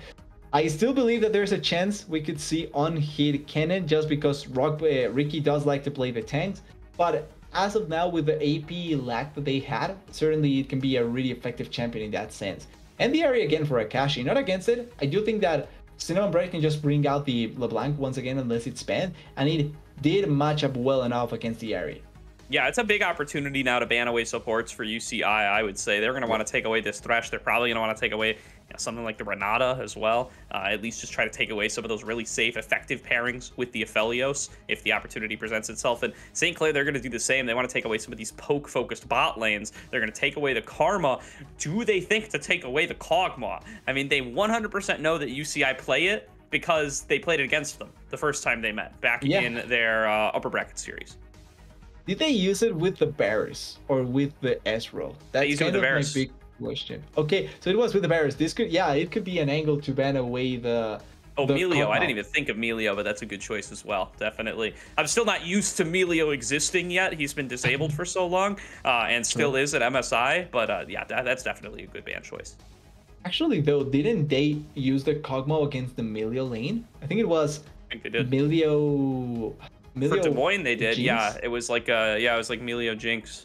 Melio Jinx, they used like Kog'Maw or Ezreal to try and outpoke them. So could have been an angle as well for that. They are banning instead the Irelia, and I think they are banning instead the Irelia because there's a chance that Heimerdinger may still be picked to try and just go for the poke with the Varus. So you answer with the Heimerdinger as well.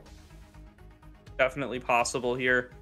We're gonna see. I think this has got to be a Thresh ban from UCI, right? I mean, why would you makes give it sense. up again? It looked so good for Biscetti Or in Rakan. game number 2. Oh, All right, it's going to be the Interesting orange. decision. They want to keep Ricky on this Scion if it is what he's willing to play. I mean, Kennen and a Scion, a matchup that I'm sure Elated feels fine with. We'll see if Ricky feels fine with it.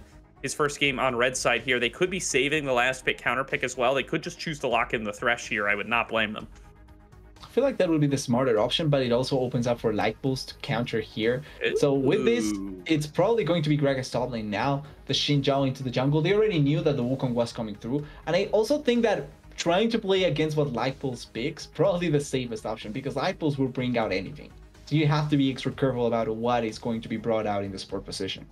Yeah, that's certainly fair. And the Gragas up against the Wukong, or the Gragas up against the Kennen, rather, that's a fine matchup. You can't be upset about that if you're Ricky. So he is going to get to play his Gragas up in the top lane, and that is going to be just fine for him. The steal away Thresh, it is still on the table. Thresh Varus, not the duo that you see every single day, but it does limit that option from St. Clair and means that they aren't going to be able to pick it for themselves.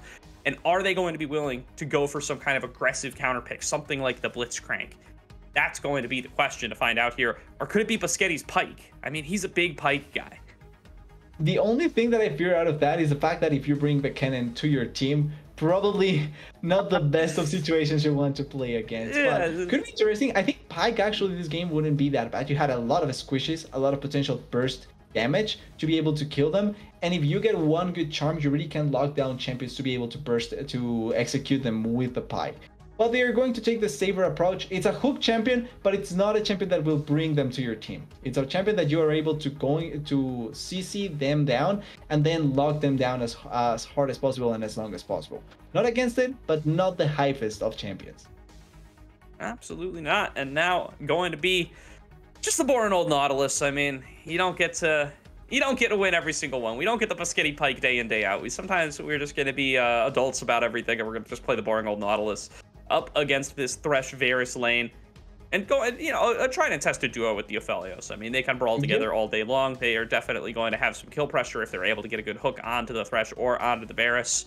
And UCI going to run this LeBlanc and Kennen topside for yet another time. They were playing this a couple days ago, along with the Wukong. I mean, this was the top trio that they did opt for in one of their wins over Des Moines. Now going to get to run it back again. This time they're up against the Gragas on the top side, so it's got some really powerful disengage up against it. But I still like how they've been able to perform on this trio of champions before. Exactly, they are comfortable in them. They can certainly be able to play around it. And importantly, they will get priority, I think, with these champions, which for the Wukong, for Mike Young, that can provide him a lot more space. Finding angles to gank, finding angles to try and get the game rolling in their favor is almost always possible. And if they do the same bot side, they can not only get control over the lanes, but also control over the objectives, control over potential ganks that can happen, and try and enable as much as possible Mike Young at the same time, not allowing Matty to do anything. I was also going to say, maybe this is a curveball, Gordo. Maybe they send Ares support and then Nautilus mid lane, now that it's meta. Something they definitely could do here. Kennen going to be a little bit of I mean, you know what, I don't believe in the Nautilus mid for Akashi. Never mind. I want to give you the benefit of the doubt there, TDS, but I feel like we have not gotten to see any of the Nautilus outside of support position here in the ACL, and it's just something that hasn't trickled its way down over here yet from MSI. It feels like it's a G2 real specific pick, although I guess they were willing to we were willing to see a little bit of out of BLG as well. They were definitely keeping that flex alive. It really hasn't been much or many people playing around with it. It's been 2 teams and it's worked out well enough, but it's probably not going to be the case. Although it does bring the question, why not Nautilus top lane if it can be played mid lane, why not top lane? But apart from that, probably going to be pretty straightforward where they are sending it.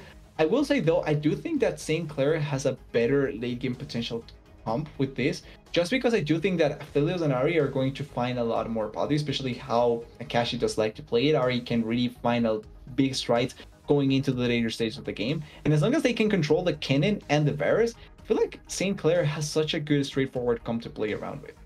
Obviously Roggen cannot die at the start of each fight, that would be the most ideal, but if they don't allow that to happen, St. Clair should be in an advantageous spot. They should, and it could be a big opportunity for them to get themselves out to a lead in this series. I mean, whoever wins this is going to be on match point, is going to be at an immense advantage coming into the next 2 games. And this Gragas versus Kennen matchup going to be a very interesting one, because these are 2 champions. Well, the Kennen, I've been advocating for the whole series long, right? This has been one that I've thought has been very good in the hands of UCI in particular, as well as just very good at the current meta. But the Gragas has been permabanned this series so far, and now St. Clair get their hands on it. UCI has been constantly making sure that instead of that Jinx ban, it's been the Gragas to prevent the likes of Maddie or Ricky or Akashi getting onto this pick. Now Ricky's going to have it. They had their choice of where to flex it, and they chose top lane as a matchup into the Kennen. This is going to be a really cool one to watch. Ricky's been able to get the advantage over Elated in the one-on-one both games so far. I want to see if that changes here. The big thing that I kind of want to notice going into this game, right, is that Gragas top lane typically is not played as a full tank. He goes for the kind of off tanky AP build that is the Rod into the Archangels to try and get the tankiness, and then a bit more AP to try and follow up onto that, maybe Sonjas even. But Reiki has been playing a straight up tanks. Like Zion is a straight up tank. He just builds survivability and just survive for as long as possible.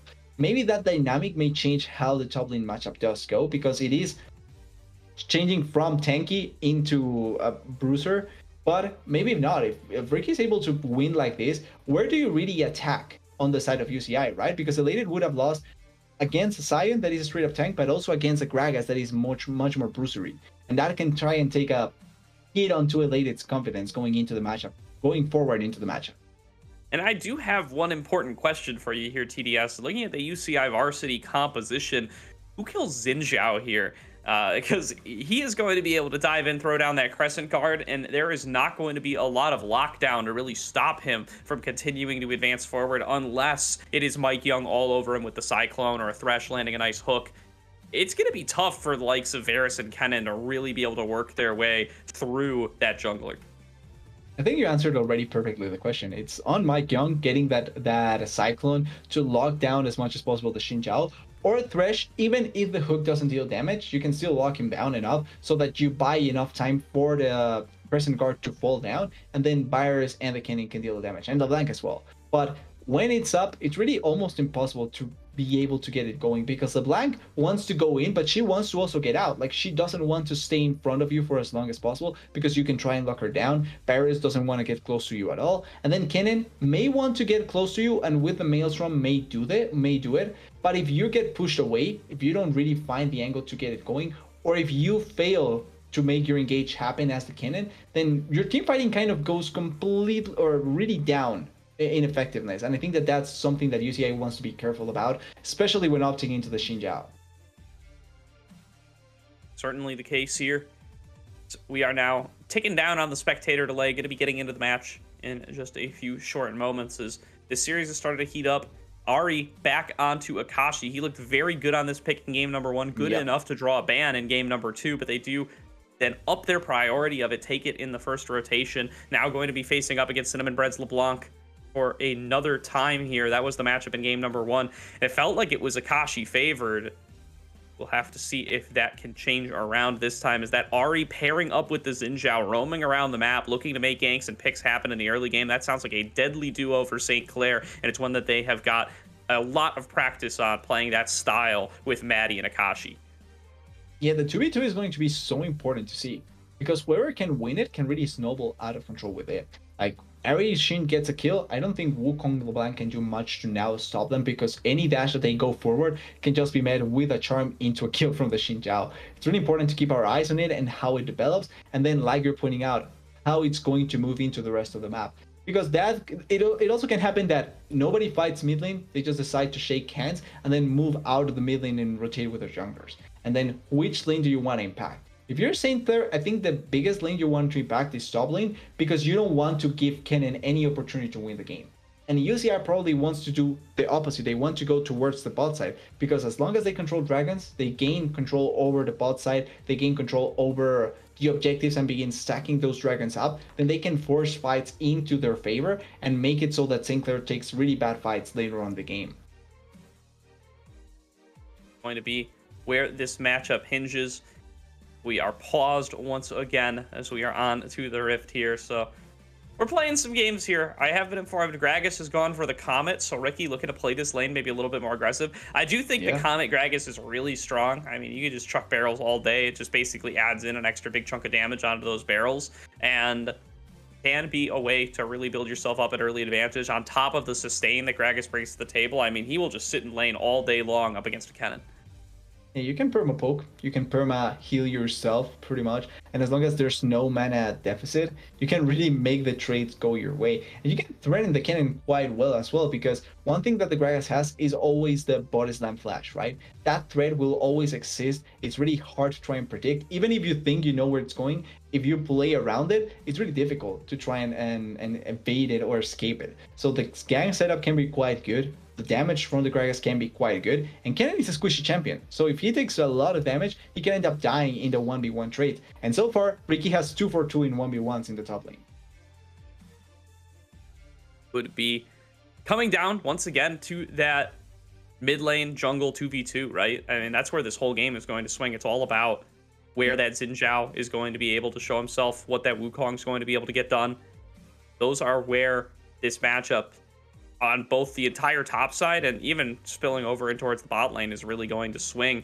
It's going to be probably a little bit more boring of a bot lane this time, as we've got a couple of Thresh's ranged, but come on, he's like pseudo melee. Let's be real with ourselves here, and it's not really those potentially explosive matchups. Both these guys probably going to be looking to farm up unless Varus can get some kind of crazy amount of poke or some crazy chain of corruption to set things up. Well, you're gonna almost always set up for the kills. Obviously, there's no like super squishy support that you can try and get your hands onto, so probably not going to set up for kills really early on, but it's still something that if they get good trades can end up happening, turning into a kill. Also, there's not going to be fight for level 1 push down in bot lane because there's no Heimerdinger anymore. True. I find that kind of sneaks into people's brains even when the Heimerdinger isn't into the game, but this time around not going to happen, and it is going to be pretty normal spread from UCI Varsity. St. Clair still all grouped up together, looking to make a push into the red side jungle. Buschetti taking the lead. He will if the hook. He flashes onto Cinnamon Bread right away, but he is just going to be able to start distortion and get out to safety. Yeah, it's in minute start distortion for the LeBlanc. You're going to take a bit more damage, but it's a flash for just the distortion of Cinnamon Bread. Not 100% sure if that's the kind of trade that I was expecting or hoping to see from the Nados. It does give them control over bot side at least. It does.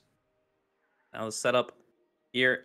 Actually, St. Clair just sticking around, hoping to find themselves a Mike Young or a Light Pulse or somebody just wandering in towards this red buff, but doesn't look like that's going to be the case. Mike Young poised to start his blue buff. They're just seeding this bottom side, saying, all right, well, 5 people flashed on Cinnamon Bread. We're probably just going to abandon that part of the map. Honestly, more than likely the smarter option. If you go down here without knowing who's there, you get hooked, you're probably going to die. There's so much damage early on by the Xin Zhao, by the Aphelios, so probably not the best option to take it. And I really like that in the meanwhile, Ricky is also safeguarding the top side. Knowing that they have complete control over bot side, that means that only pathing from Mike Young is top side, blue buff into stealing the red buff. But now that they have vision of it, they know that Mike Young, if he's going to go there, there's control and vision around it. Good damage in there from Elated. Going to be a potential start up here for the side of Maddie. If he wants to make his way up towards that side of the map. Has successfully stolen away the red buff, so can cross over to his blue side, go for the 3 buff, end up top, and try to punish Elated. Could be the potential game plan here. Ricky is going to be looking to get that early poke damage, but it is Elated who has control over the wave. I was also going to quickly mention, it's barriers with Comet. That means that it's going to be poke barriers, like we were kind of speculating when we were in draft. Although it's not essentially a poke comp, it's still at least a way to try and make the barriers be as safe as possible, so that he never crosses against the risky champions that are going to dive into you. Sure as Rock Boom in the bottom lane, looking around for what he can snipe on out. Maddie was paying a visit, but does decide to just go and resume his farming. Going to be a little bit too safe for Gorica and Light Pulse.